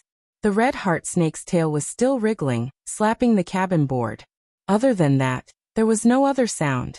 Feng Yan's sudden appearance made the bustling room suddenly quiet down, so quiet that a pin drop could be heard. Why did Feng Yan come? Feng Yan really came? And Jing's head was dripping with blood, but she stopped screaming. Bookworm's eyes turned cold, and he began to look for an opportunity to escape. Lu Chaoga's expression was ecstatic. This joy was undisguised, and her heart was filled with happiness. She had prepared herself for the worst when she had already believed that she would die, but Feng Yan came from the sky. What kind of man could be called a flirty man? Only a man who could make people feel warm and excited could be called a flirty man. What kind of man could be called a Prince Charming? Only a man who came from the sky like a god. An omnipotent man could be called a Prince Charming. In Lu Chaoga's mind, Feng Yan was the representative of flirty man and Prince Charming. He represented two terms at once. However, in the eyes of King Longtan and Jiang Fengxing, Feng Yan's appearance was an accident, a disaster. King Longtan's face was full of disbelief. He stared at Feng Yan and asked, "Impossible. How did you get here? How did you find this place?" For this kidnapping, he and Jiang Fengxing had put in a lot of effort. They deliberated and arranged it carefully, sending the Mercedes-Benz into the truck, sending the truck into the container, and then sending the container to the freighter. Now the freighter was sailing on the distant sea, heading towards the Pacific Ocean. They tried to leave no traces. They thought that Feng Yan would not be able to find Lu Chaoga's whereabouts no matter how hard he tried. But what were the two lumps standing at the door? Surprised, Feng Yan stared coldly at King Longtan, as if looking at a dead man. "Why do I not feel surprised to see you? I don't feel surprised at all, but you are too disgusting." "You knew it was me?" King Longtan's mind spun rapidly. The moment Feng Yan appeared, he had already thought of the cause and effect of the matter and various possibilities. "Is there even a need to guess? Although you have repeatedly said in the media that you are willing to deepen the cooperation with Chao Yin, but everyone knows that you are greedy for the Rubik's Cube. Chao Yin and Lu Chaoga have been in constant trouble for the past few years, and the number of engineers who died in Chao Yan's underground research facility is uncountable. If it weren't for the support of the Qin family, the research facility would have fallen into a difficult situation where there were no engineers available. I don't want to believe that the Jiang family played a part in this." King Longtan stopped what he was doing. He was still not good at being an artist. His hands were covered in blood, and even the blade of the knife was dripping with blood. Everyone is doing it. If our Jiang family doesn't do it, wouldn't we be too different? Qiang Longtan said with a smile. He released the silence. He knew that he no longer had a chance to kill Njing. Besides, whether Njing died or not, he really didn't care at all. Njing got up from the table and ran to Lu Chaoga's side. Lu Chaoga immediately helped her bandage. Snake Lord took out a gray porcelain bottle from his pocket and threw it over. After Lu Chaoga caught the bottle, she uncorked it and poured the entire bottle of powder onto Njing's head. After quickly bandaging Njing, Lu Chaoga rushed to Zheng Xiang's side and flipped his body over. Lu Chaoga reached out and found that Zheng Xiang's heart had stopped beating, and his breathing had stopped. His body was cold, and it seemed that he had been dead for some time.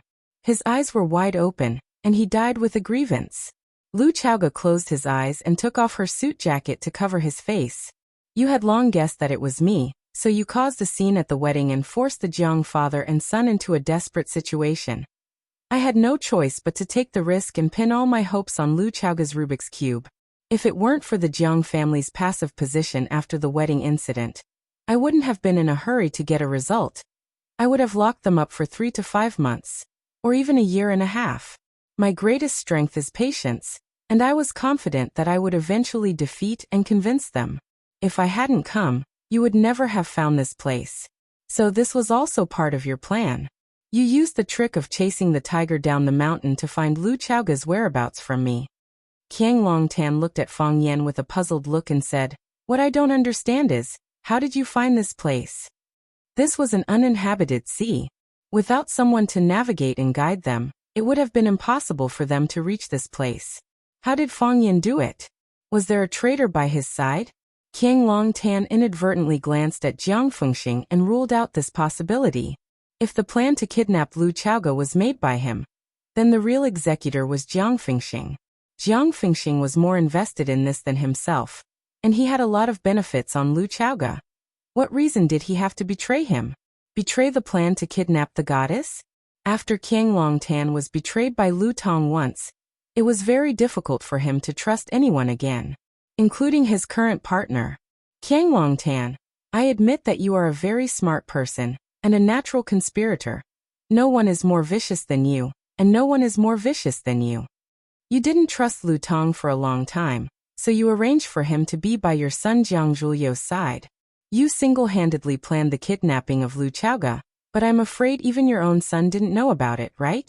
Qiang Longtan, in this world, having no one to trust, is it very sad? Lu Tong knows too many secrets. If you want to have a good ending, it's best for you to escape in time. I sent him to Jiang Zhuliu's side to give him a way out. How can you say that I don't trust him? No matter what reason he has, he stood on your side and stabbed me. That's not just because he doesn't trust me. As for Jiang Zhuliu, he's still a young man.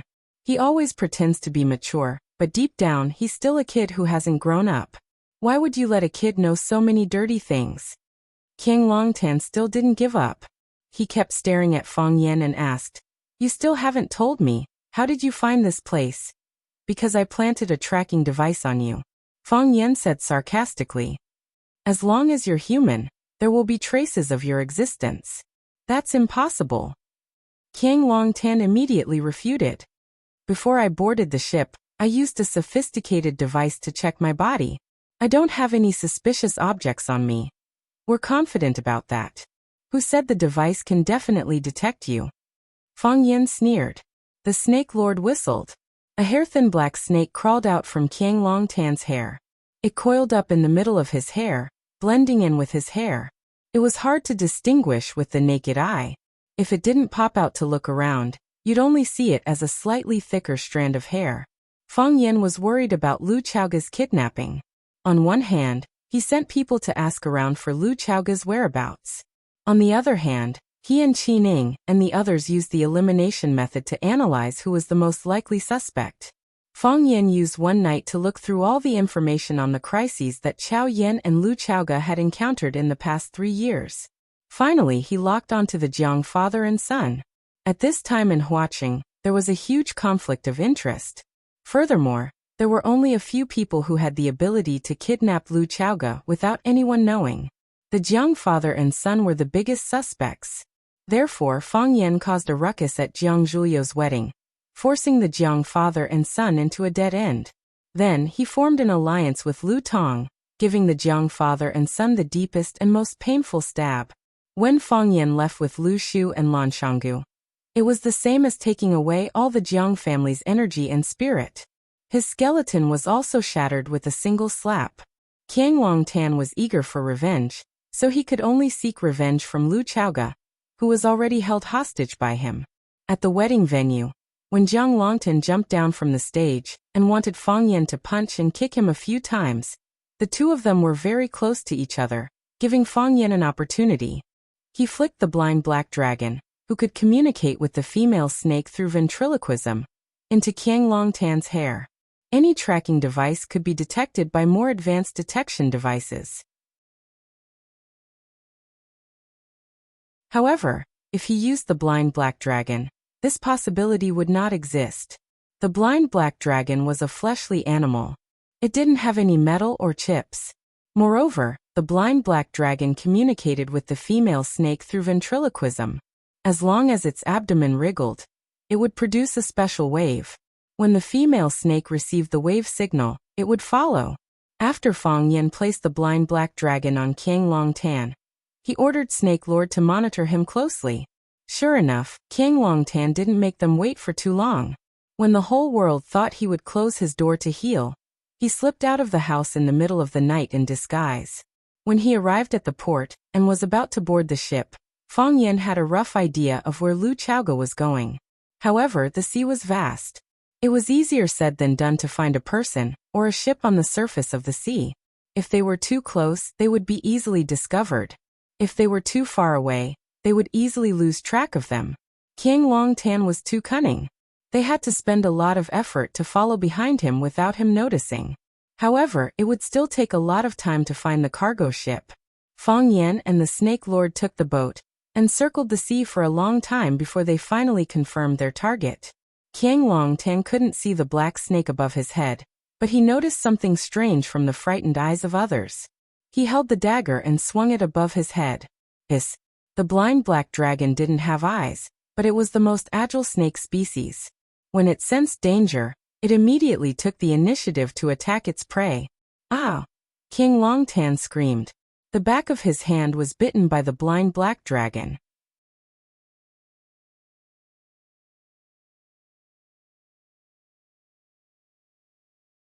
Chapter 467. The blind black dragon was a tracking snake. Its body was like hair and it had little venom. Its toxicity was slightly stronger than that of ordinary snakes, but it was far less deadly than the other snakes raised by the Snake Lord. At first, Qiang Longtan only felt that the back of his hand had been pecked by a poisonous snake, and a small red spot appeared on it, like a mosquito bite. Soon, the spot began to slowly expand into a purple-red bruise. With this bruise as the center, the surrounding skin and flesh quickly changed color. In the end, the whole palm turned pitch black, as if it had been dyed by ink. Qiang Longtan's expression was horrified. He looked at his palm and forgot to swing his knife again. After biting Qiang Longtan, the blind black dragon fell to the ground. Summoned by the female snake's aura, it took the initiative to rush in the direction of the Snake Lord. The black snake crawled silently along the Snake Lord's shoes, and soon disappeared on the Snake Lord's body.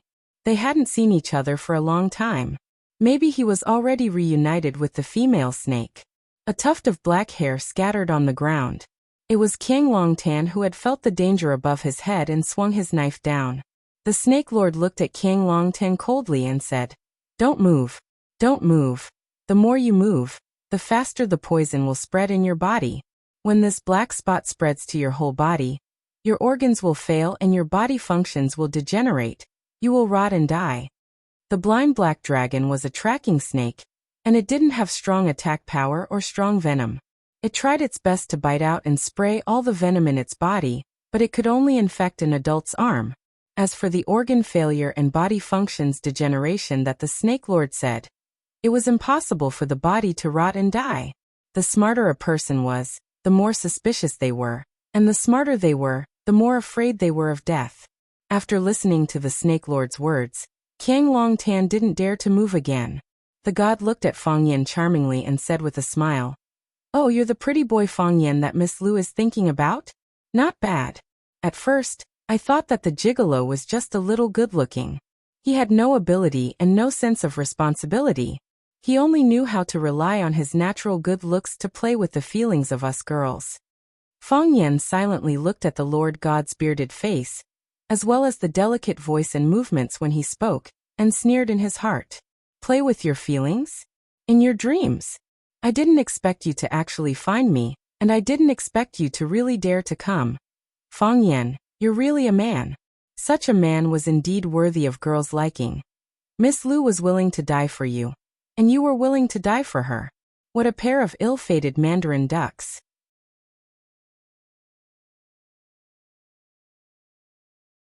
The fingers of the Lord God rotated gently, and the strangely shaped barbed dagger in his wrist spun one beautiful knife flower after another.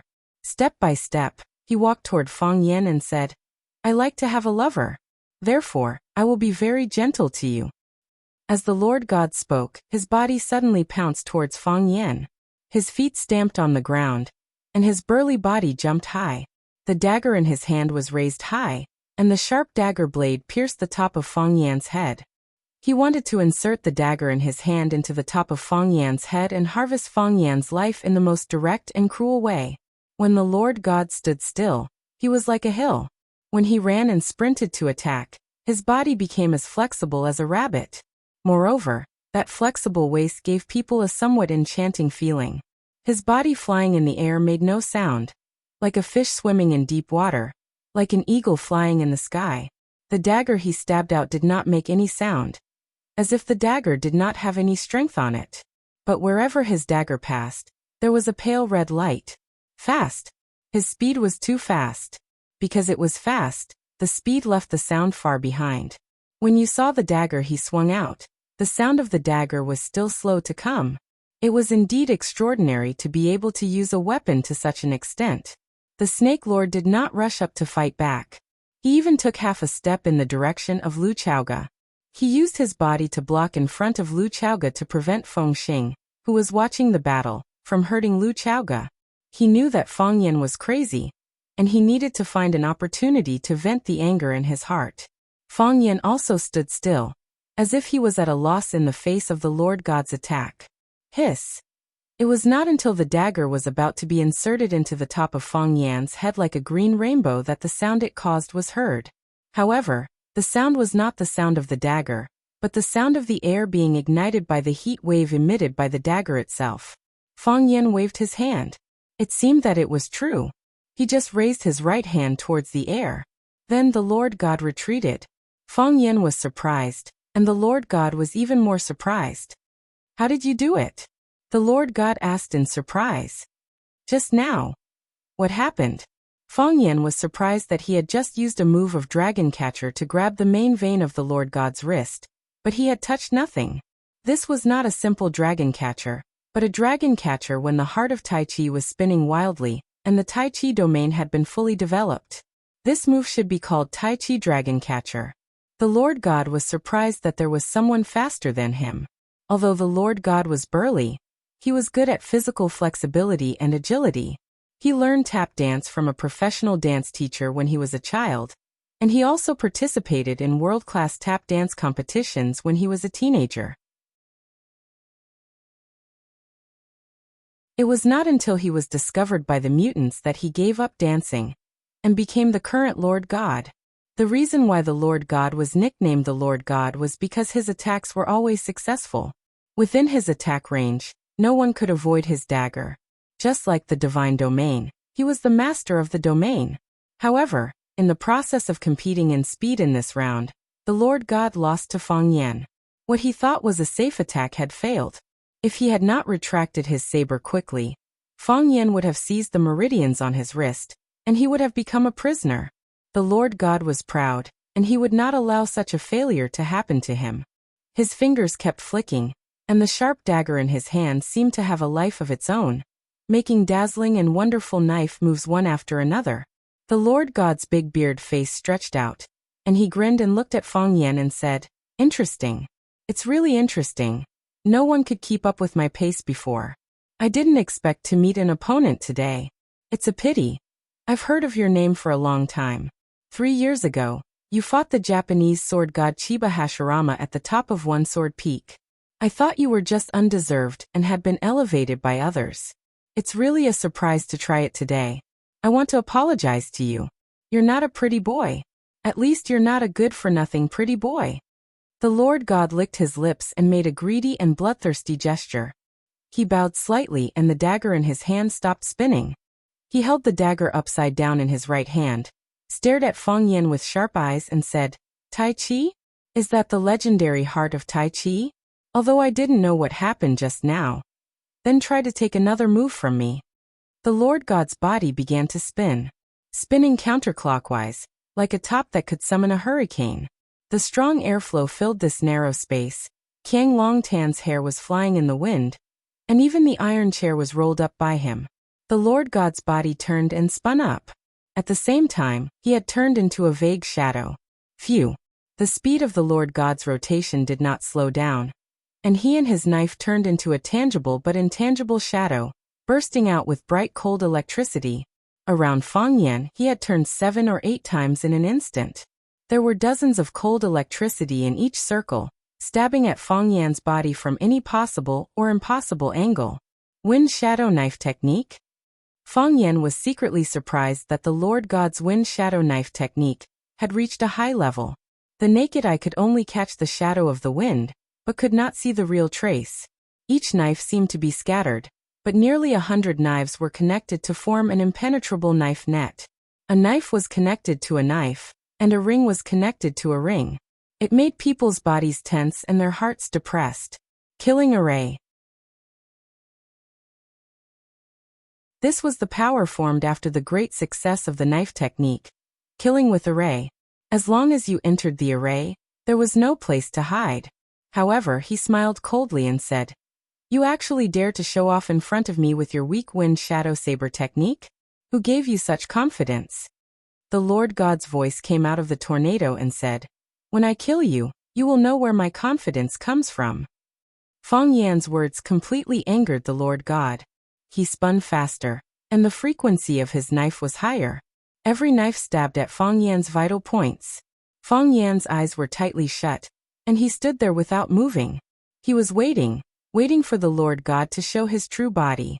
Because Fang Yan knew very well that the Lord God's continuous attacks were all illusory moves. The real killing move had not appeared yet.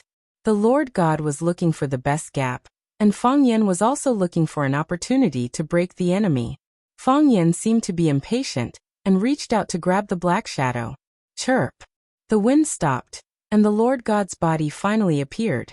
He finally waited for the opportunity and stabbed at Fang Yan's chest.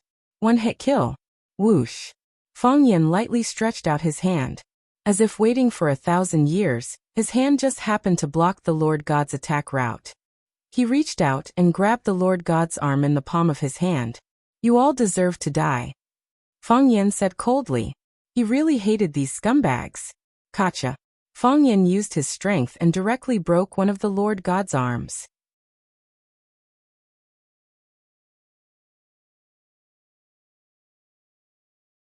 Chapter 468. Crack. The first sound was the crushing of gravity. It was as if the shell of a peanut in the palm had been crushed. Fang Yan didn't stop there. He was still exerting force with the hand that was holding the Overgod's arm. His expression was cold, and his eyes were filled with killing intent, like a vengeful demon king who had fallen into an extreme state of madness. "You people never know what a lesson is," Fang Yan said coldly.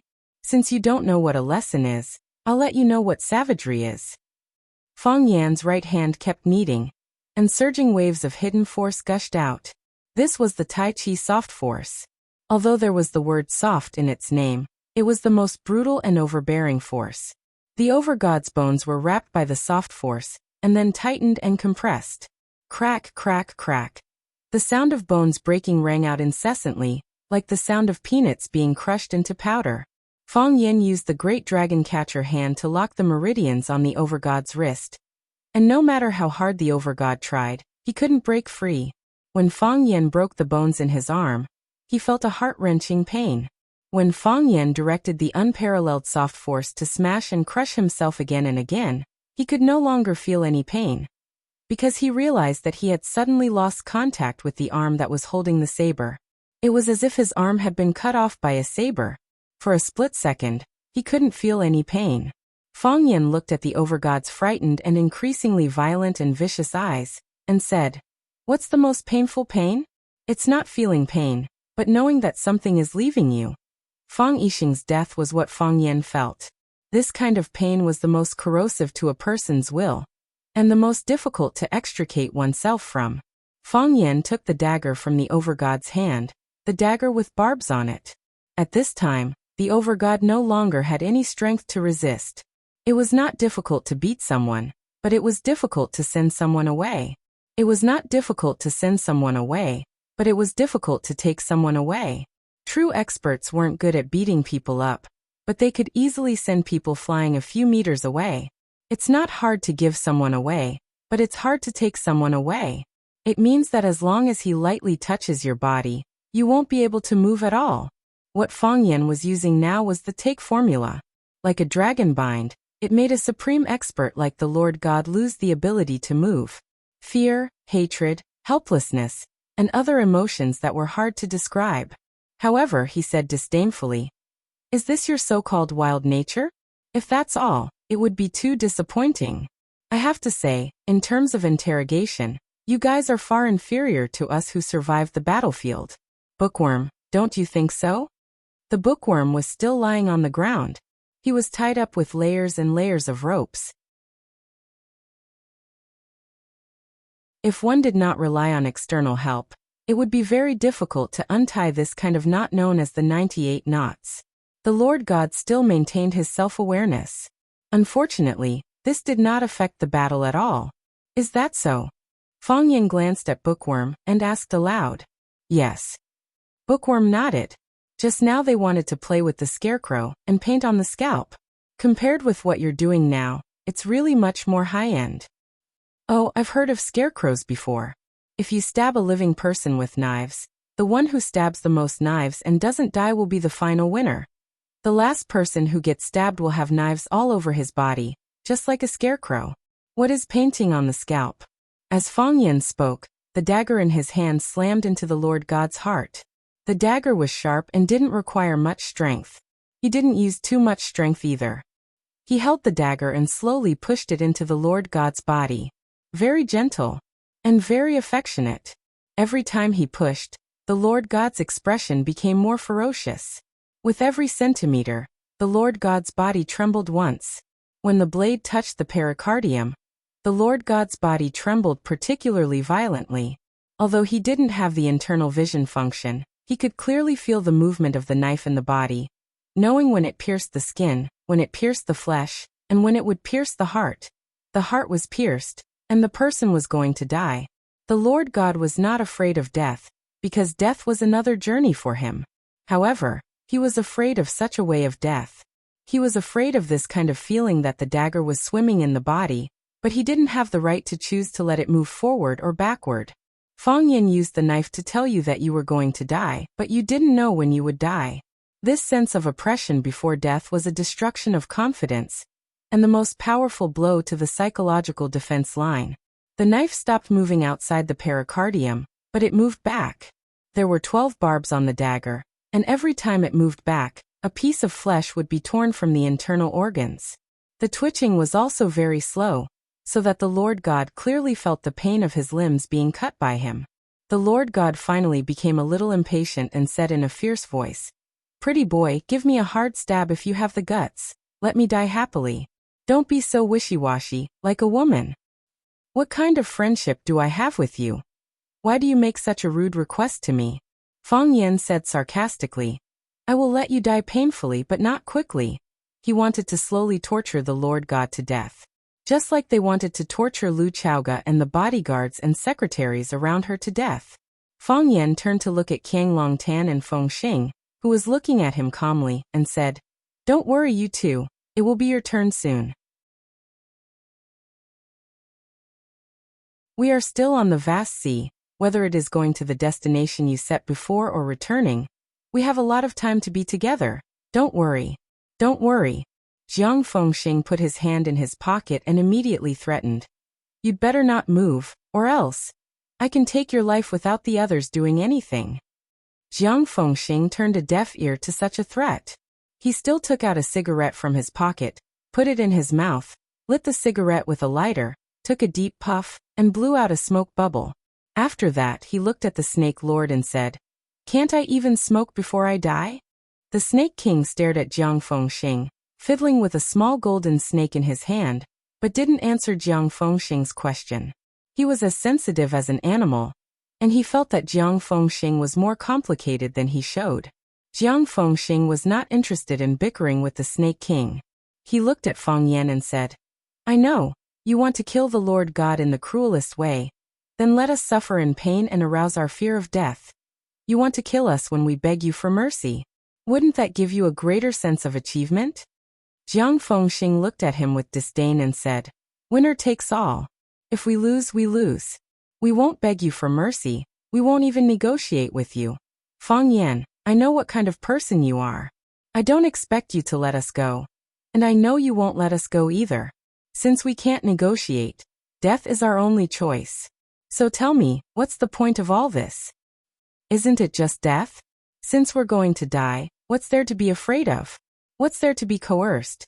Jiang Fengxing looked at the Lord God with a gentle smile, eyes filled with affection, and said softly, You go first, I'll follow you. The Lord God felt warm in his heart. He grinned and said, Good. I'll wait for you down there, but I hope I won't see you. Fengxing, I'm honored to be your woman. The days with you are the happiest days of my life. Goodbye, Fengxing. The Lord God said goodbye to Jiang Fengxing with affection. When he was about to bite his fangs, a strong poison came from his heart. Because the pain was too great, it made his powerless body even more powerless. The Lord God's teeth were forced to stop, because he no longer had the strength to bite. A fishy taste came from his throat as blood flowed from the corner of his mouth. The dagger went straight into the Lord God's heart. The ominous glint in the Lord God's eyes faded, as did the malice on his face. He looked at Jiang Fengxing with gentle eyes. That was the most beautiful scene before he left. His body gradually softened, then was thrown to the ground by Feng Yan, becoming an abandoned corpse. God! Jiang Fengxing shouted with a sorrowful expression. Feng Yan, you killed my God. He made to run towards the Lord God, but his feet didn't move forward. He pressed the lighter in his hand. Crack! A light, crisp sound could be heard. The Lord God's body turned into a bomb, exploding with a boom. Blood and flesh splattered everywhere. Countless red and white objects covered the floor, turning the cabin into a hell of azura. The man who claimed to love had already planted a bomb in the body of the one he loved, and the engine of the bomb was the lighter in his hand. In the face of danger, he pressed the button without any hesitation. On the battlefield of love, whoever paid more would die more miserably. The Snake Lord reacted quickly, turning around and pushing Lu Chaoga and the secretary to the ground. Although the bookworm was tied up with ropes, he still rolled wildly on the ground to save his life. Jiang Fengxing took the opportunity to turn and run towards the door. He prepared a kayak on the ship. As long as he found an opportunity, he could drive the kayak away from this dangerous place. His right hand pulled open the door of the room, and his left foot had already stepped out. However, his right foot couldn't step out. He felt a chill on his neck, and then his body was lifted back. I said you all have to die. The familiar and annoying man's voice said in his ear.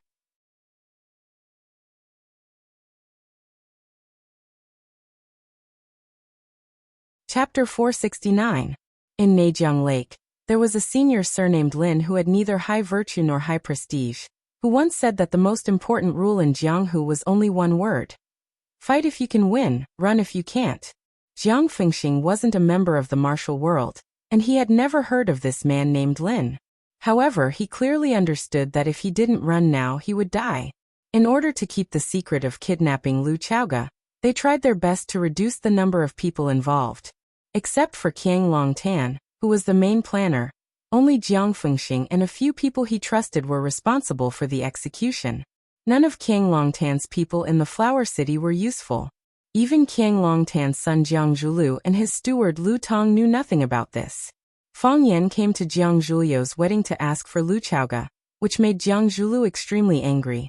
He believed that Fang Yan was slandering him and wanted to ruin his and his father's reputation with this, so that the marriage between the Jiang family and the Jiang family would fail.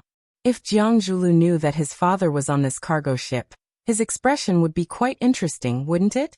Now Fang Yan and his snake-playing friend pushed open the door and walked in, which meant that the few guards outside had all been taken care of by them. Their biggest support, the main god, was already dead, and King Longtan was poisoned by the snake. What else could stop Fang Yan from taking his revenge? Let me go. Jiang Fengxing didn't have the strength to struggle, so he could only threaten loudly. Fang Yan, let me go. I'm a member of the Jiang family. You better not touch me. If you dare to touch me, you will become the enemy of the Jiang family. Are you ready? Do you really want to become the enemy of the Jiang family, a lion? What did you just say the Jiang family is? Fang Yan lifted Jiang Fengxing up, sneered and asked, a lion? So what if it's a lion? Isn't it still an animal? Fang Yan, you! Jiang Fengxing yelled in anger.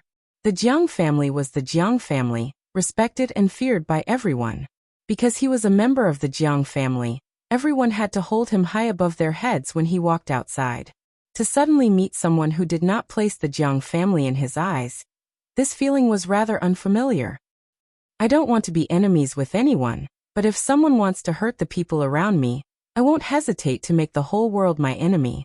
It doesn't matter if he's a lion or a wolf, a tiger or a mad dog. This was Fang Yan's current state of mind. It was the greatest realization Fang Yixing had after dying in battle. At that time, Fang Yan was kind, passive, undisciplined, and didn't want to take on any responsibilities. He was a young man who didn't want to be enemies with anyone. However, when his father, Fang Yixing, died in battle, and when he rushed over, he could only carry his father's cold corpse back. The pain of being separated by life and death tore his body apart, causing him to grow up overnight. Fang Yan swore in his heart that he would never let the people around him leave again.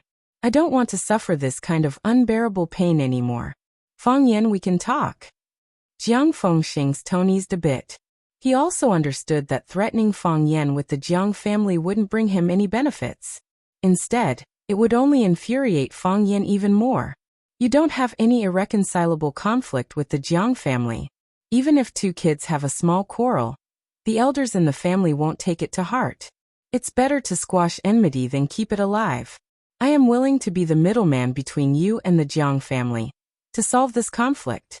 In this way, we can live in peace and develop together. Isn't that great? Plop. Fang Yan swung his hand and threw Jiang Fengxing's body onto the deck of the room. Jiang Fengxing showed a painful look.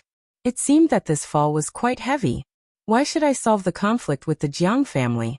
Asked Fang Yan. Fang Yan. Jiang Fengxing rubbed his arm, which was hurting from the fall, and said, do you think that you can live a peaceful life after getting rid of us? Do you think that Dragon Pool and I are the only ones who are interested in the Rubik's Cube? You can ask Lu Xiaoga, you can ask herself.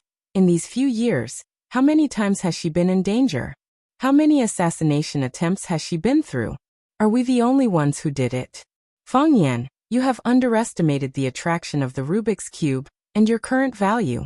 Looking down at Jiang Fengxing, Fang Yan continued. Therefore, I should keep you alive and ask you to help me talk to the Jiang family so that we can bury the hatchet. If I'm smart, I will also offer a part of Chaoyan Technology's shares to them. In this way, the Jiang family won't be interested in me anymore. With the protection of the Jiang family, the others who are interested in me will have to be more cautious. Am I right? Jiang Fengxing threw a sharp glance at Fang Yan and said, Chaoyan Technology has 3 major shares, and the Qin family has a great interest in them. With the Qin family, a true god, we don't need to be afraid of anything. However, it's easy to dodge a spear in the open, but hard to defend against a stab in the dark. One more friend, one more way out. You can be friends with the Qin family, but that doesn't mean you have to be enemies with the Jiang family. That won't do you any good. Chaoyan is developing fast, but it's not a good thing to be controlled by others. Besides, even if you can make billions, you have to make sure that you are healthy, so that you can enjoy it. Am I right? Fang Yan looked at Jiang Fengxing with a meaningful smile and said, I understand what you just said. You are still threatening me, aren't you? Fang Yan, I am not threatening you. I am just telling you what kind of choice a smart man should make, said Jiang Fengxing with a sincere look, as if he was thinking for Fang Yan's sake. Why does an egg have to collide with a rock? What's the point of smashing yourself into pieces? So, as a so-called smart man, I should let you go? Fang Yan asked. Jiang Fengxing didn't answer. He thought, isn't this nonsense? I have been talking to you for so long. Do you still not understand? If you kill me, won't you become a mortal enemy of the Jiang family? But if I do that? Fang Yan pointed at the driver, who was lying on the ground without moving, and said, What about him? He is only a driver, but you killed him like this. What about his wife and child? What about his parents? He is only a small person who doesn't affect the big picture. A small person shouldn't live like a small person. If I let you go, what will happen to her? Fang Yan pointed at Lu Chaoga's assistant and said quietly, She also loves her parents and family. She has a man who loves her as much as his own life. She is still so young and has a bright future. She is not married yet, and she doesn't have children of her own. Such a little girl was humiliated by you, and almost killed by you. What will happen to her? Jiang Fengxing wanted to say that she was also a small person, an insignificant chess piece. But when he noticed the look in Fang Yan's eyes, he tactfully swallowed his words back into his stomach. He knew that Fang Yan wouldn't listen to him like this. This stupid guy, those people's life and death, what does it have to do with him? At most he would just have to pay some money. If he killed him because of these small people, then he would have to fight against the Jiang family to the death. What's more important, can't he even tell this? Fang Yan pointed at Lu Chaoga, who was standing quietly by the bed, and said, She is my best friend, my business partner, and my very, very important family member. I don't know how much she has sacrificed for me, and I think you know it better than me. But you kidnapped her, and used the cruelest way you can imagine to deal with her. If I were to be a smart person, as you said, what would she think? Jiang Fengxing glanced at Lu Chaoga, and said in a low voice, Miss Lu is a hero among people, and the most excellent strong woman I have ever met. Besides, I know that she loves you very much. She is a smart person, and she knows what is the best for you. She can forgive this kind of thing. We can talk about any conditions, isn't that right, Miss Lu? Lu Chaoga didn't say anything. Since Fang Yan was already here, everything would be decided by him. If Fang Yan said that they should be released, she would think that Fang Yan was mature, steady, and considerate of the overall situation. If Fang Yan said that they should be killed, she would think that Fang Yan was a man who could distinguish kindness and hatred clearly and was loyal. She would support all the decisions made by Fang Yan. She thought it was reasonable. I won't forgive you, said Fang Yan. I never believe that negotiations can solve conflicts, because new conflicts will arise after negotiations. If you throw a piece of meat to the wolf will turn around and walk away. But when the piece of meat in its stomach is gone, it will come back to you again for a new piece of meat. Fang Yan stepped on Jiang Fengxing's calf bone and said, The best way to solve conflicts is to make it lose the courage to come back and ask for a fresh piece of meat. Fang Yan suddenly put forth his strength. Crack. A clear cracking noise came, followed by Fengxing's extremely suppressed howl. Blood veins bulged on his forehead. One of his calves had already been broken by Fang Yan, and the bone inside was broken. Fang Yan didn't take his foot back just because Fengxing's calf bone was broken. Instead, he slightly rotated his foot and released strong streams of earth brocade power. Pop. Pop. Popping noises could be heard without an end. Jiang Fengxing's broken calf bone was suffering from the second wave of earth brocade power. Under the great attack of earth brocade power, the hard bone was crushed into puddles of powder. Fang Yan. Jiang Fengxing roared Fang Yan's name, but eventually he couldn't say the rest of his words. Then he directly fainted. Fang Yan looked at Jiang Fengxing, who had fainted, and said in a low voice, "If you want to be a bad guy, you should have the awareness of being a bad guy. You do everything you can. When your lives are threatened, you try to solve problems through negotiation. That's not good. It's not fair to the good guys." Fang Yan moved his foot to the other leg of Fengxing, crushing the bone of Fengxing's calf into bone powder just like what he did just now. After that, he slightly sighed in relief and said, "I'm a good man."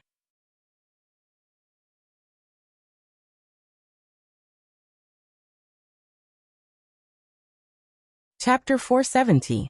What was the feeling of fainting and waking up again? It was the feeling of hovering between life and death. The first kick of Fang Yan crushed Fengxing's lower leg bone into ashes, making him pass out immediately. The second kick of Ji Hao crushed the other leg bone of Fengxing, waking him up from the state of unconsciousness. Fengxing's face was twisted, and his forehead was soaked in sweat. His face had turned dark purple, making him look like a patient suffering from an incurable disease. "Fang Yan, you bastard! How dare you destroy me?" Only at this moment, he finally had the chance to finish the sentence that he hadn't finished before he passed out. The piercing pain from his legs struck his brain over and over again, letting him know that he had already become a real disabled man. He didn't think that Fang Yan would do this so thoroughly. Qiang Longtan's evaluation of Fang Yan was fair and honest. He had the heart of a rabbit, the IQ of a fox, the eyesight of a vulture, and the appetite of a tiger. He truly had a murderous heart. Fang Yan didn't mind Fengxing's bad attitude towards him, although he felt that Fengxing's behavior was quite ungentlemanly. With a calm look, Fang Yan looked at Fengxing, who was sitting on the ground and howling in pain, and said, "I don't care about being cursed at, but I don't like being cursed at. After all, it's not a pleasant thing." Fang Yan threw a kick towards Fengxing's arm. Crack. The familiar bone-cracking noise came once again, and Fengxing passed out again before he could even let out a scream. Fang Yan broke Fengxing's elbow in the most direct and violent way, making Fengxing's right arm powerlessly hang down. "Why didn't you kill him?" asked Qiang Longtan.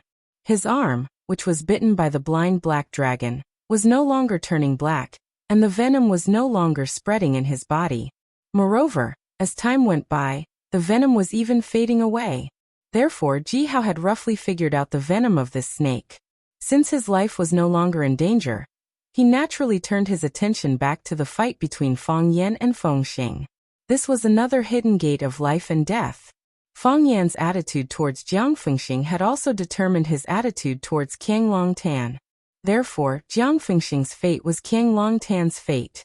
Seeing that Fang Yan had only destroyed Fengxing's pair of feet and an arm, but didn't kill him directly, he asked out loud, "Did I disappoint you?" Fang Yan turned to look at Qiang Longtan, and said in a sarcastic tone, "I killed Jiang Fengxing, and started a deadly hatred against the Jiang family. Isn't this better for your own benefit?" "Indeed." Qiang Longtan nodded calmly, without the slightest hint of panic or fear from an impending disaster. This man was indeed extraordinary. Even his enemies found it difficult to underestimate his tenacious nature and forbearance. He was like a harmless-looking bull that could easily gain the trust and goodwill of others. However, when you didn't take any precautions against him, he would stab your heart from behind with his sharp horn. Jiang Fengxing and I were the main planners of this kidnapping.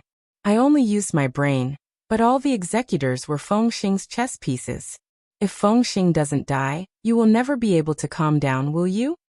Do you think that I will be tempted by you to kill him just because you tried to sow discord between us? Fang Yan walked towards Qiang Longtan step by step. Do you think I'm so childish? Qiang Longtan sighed slightly and said, Fang Yan, you're not childish. I haven't seen you for 3 years, and you've changed so much. You've grown so much. You've grown so much. You won't believe it, but I'm afraid of you. When you showed up at Zhu Lu's wedding and provoked us like a mad dog, stabbing daggers into our chests over and over again, I started to be afraid of you. I even regretted it. Why did I make such a person my enemy? If we were friends, wouldn't our Jiang family's days be a little better? At least, we would enjoy the same treatment as the Lu and Gu families, wouldn't we? Fang Yan will never be friends with someone like you. Lu Chaoga said in a disdainful voice. You say you're afraid of Fang Yan, but I'm actually more afraid of you. Qiang Longtan, there's no such thing as an impenetrable wall in the world. Even if we can't find any evidence to prove that you did it, we already have an answer in our hearts. Why do I hate you so much? Because I knew that you killed my parents a long time ago. No matter how good you are to me, it's all fake. No matter how much you do, it's all fake. How can you expect people to repay you sincerely? Qiang Longtan shook his head with a bitter smile. He looked at Lu Chaoga and said, Chaoga, for a long time I did treat you as my own daughter. I only have one daughter, Jiang Zhulu. As you become more and more outstanding, more and more beautiful, I suddenly feel that having a daughter like you is also something to be proud of. It was selfish of me to let you marry Jiang Zhulu. If we were a real family, would you still be arguing about separating from Longtu? If you fell in love with Jiang Zhulu, would you still have the heart to split Longtu group in two? I'm getting older and older, and Longtu will eventually fall into Julio's hands. To be honest, if it weren't for the flower pot that fell on your balcony, if you had really agreed to marry Jiang Zhulu back then, I would have been more inclined to hand Longtu group over to you. Jiang Zhulu is already a very outstanding child, but compared to your ability, he's still a long way off. You were able to make Chaoyan what he is today in just 2 or 3 years, which has already proven my foresight. Unfortunately, Chaoga, we're not a family. This is the biggest regret in my life. Otherwise, how could I have ended up like this? Fang Yan was really defeated by Qiang Longtan's shamelessness, although he had already been defeated time and time again by Qiang Longtan's endless hypocrisy. Even now, he was still thinking of playing the family card. Fang Yan stood in front of Qiang Longtan and said, I didn't kill Fengxing because he's more valuable alive than dead. What about you? Give me a reason not to kill you. Qiang Longtan thought for a long time and said, killing is against the law. So I won't kill you. Fang Yan squinted his eyes and smiled. Fang Yan glanced at the Snake Lord, who understood. He pursed his lips and blew out a subtle and strange sound. The golden-striped snake in the Snake Lord's hand was driven by the sound of the snake. It immediately jumped to the ground and rushed in the direction of Jiang Longtan. Humans didn't kill people, but animals did. You can't kill me either. Qiang Longtan looked at Fang Yan without blinking. If you kill me, Lu Chaoga will die. Fang Yan looked at Lu Chaoga and saw a sharp blade pressed against Lu Chaoga's neck. Red blood seeped out of the blade of the dagger. It was the dagger Qiang Longtan had used to cut off Njing's hair and paint on her scalp. It was unknown when the dagger had landed in Njing's hands, but she was now using it to hold Lu Chaoga hostage. Don't move, Njing said with a trembling voice. You will die. Lu Chaoga's expression was abnormally expressionless as she said softly, Njing, why do you have to do this? I don't have a choice either. I don't have a choice either. My brother took a lot of money from them. My parents were taken away by them. I received a call from them the moment I woke up. They told me to repay him properly. He's a devil. I have no other choice. If you let him go, he will let my parents go. I don't want my parents to die. I don't want you to die either. I can die, but none of you can die. Njing was undoubtedly an outstanding young lady. Otherwise, she wouldn't have been put in such an important position by Lu Chaoga. She had been promoted from a university graduate to her assistant. She was recognized by her abilities and trusted in her character. However, this was how the world was. Only the people closest to you could hurt you the most. Snake Lord stood in front of Lu Chaoga, while Lu Chaoga stood in front of Njing. Lu Chaoga felt that Njing was injured because of her. She had the responsibility and obligation to ensure her safety and do her best to bring her back. To her surprise, this position helped Njing to deliver the fatal blow. It was indeed unexpected that a girl without the strength to truss a chicken could do such a thing. Don't think it's strange. Qiang Longtan didn't think it was something to be proud of. Or rather, he thought it was something special. We've been keeping an eye on Chaoga, but she's very sensitive and doesn't trust anyone anymore. Njing is a pawn we can use, but we don't dare get too close to her. We're afraid that we'll alert her and make her lose her value. However, we have been in contact with her brother. All the information about her family and the main members of the family are in my hands. Fang Yan, this is the inspiration I got from you. Didn't you use this trick to get Lu Tong to join your side? If Lu Tong hadn't put on a show with you, we wouldn't have ended up in such a sorry state. Fang Yan, who do you think is truly trustworthy in this world? I trusted Lu Mingtu so much back then. But he still hid the biggest secret of the Rubik's Cube from me. Good people really don't get what they deserve. Fang Yan's expression became gloomy and cold again. He hated it when the people around him left him, so he hated all kinds of actions that could lead to horrible things. Without a doubt, Jing's betrayal made him hesitate to take action for fear of harming the innocent. No matter what reason they had, it wasn't an excuse for Fang Yan to forgive them.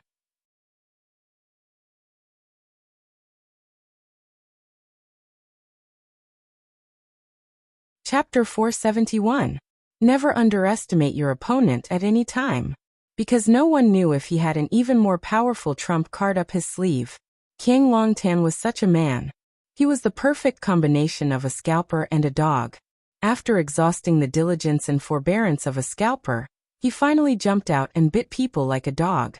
King Longtan looked at Fang Yan with a gentle smile and said, "You're a filial child. Your father died in battle, and you mourned for 3 years. This isn't something young people nowadays can do. Your father's death made you depressed for a few years, but it also made you learn to cherish your family." Chaoga rejected Zhu Lu's pursuit and focused on building a business empire for you. She's qualified to be your family, right? Fang Yan, if you let her down, how can you feel at ease? Fang Yan was no longer in the mood to talk to King Longtan. In his eyes, this was just a dead man with a high IQ. Fang Yan stared at Jing and said, "Jing, put down the knife or you'll regret it. If you dare hurt a single hair on her, King Longtan doesn't even need to do anything. I'll kill your parents and family."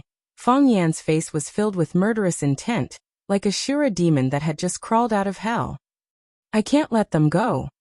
Jing's eyes were moist and she said with tears, "I can't let them go. If they let my parents go, they'll die. They'll do anything. I can't let them go." "Be quiet, don't be agitated. Calm yourself down and think about it." Lu Chaoga's voice was gentle and calm as she comforted her.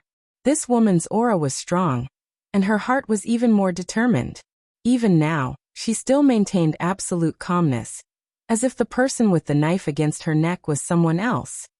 "I can understand why you made such a choice. If it were me, I'd make the same choice as you. I'm just your boss, but they're your parents. They're the people who gave birth to you, raised you, and gave you life. For them, I can understand you doing anything. But have you ever thought that even if you kill me, will he let your parents go? You've been with me for 2 years, and this isn't the first time you've dealt with people like King Longtan. You should know that he won't allow what happened today to leak out. If he escapes from here, the first thing he'll do is get rid of your parents." I know, but Jing cried even more miserably, and her emotions were close to breaking down. Her hand, which was holding the knife, kept shaking. Every time she shook, a shallow cut appeared on Lu Zhaoga's slender neck. The red blood was like a thin red line, and it was slowly spreading forward. "But I don't know what to do. I can't let him go. Boss Lu, can you ask Fang Yan to let him go?" "Lu," and Jing Lu, I Don. Lu. But Lu Chaoga sighed and said, Jing, don't you understand?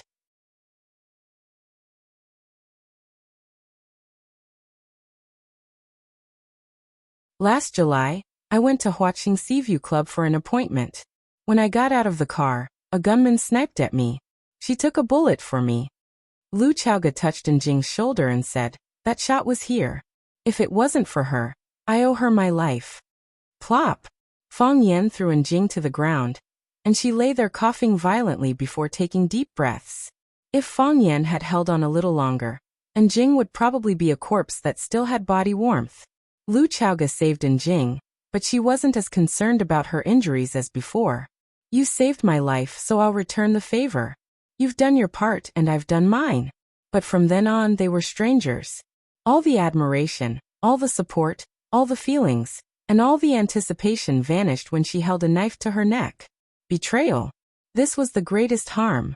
It was impossible for Lu Chaoga to keep a person who had betrayed her by her side. Even if she allowed it, Fang Yan wouldn't allow it. When Qiang Longtan saw how Fang Yan easily broke through his trap and saved Lu Chaoga, he shook his head and said with a sigh, "I've always despised force because I think it's the only choice for people with low intelligence. Now, I have to admit that sometimes, force is indeed the best way to solve problems. Of the 3,000 great Daos, only force is undefeatable. I admit defeat." Fang Yan didn't even look at Jiang Zhulu.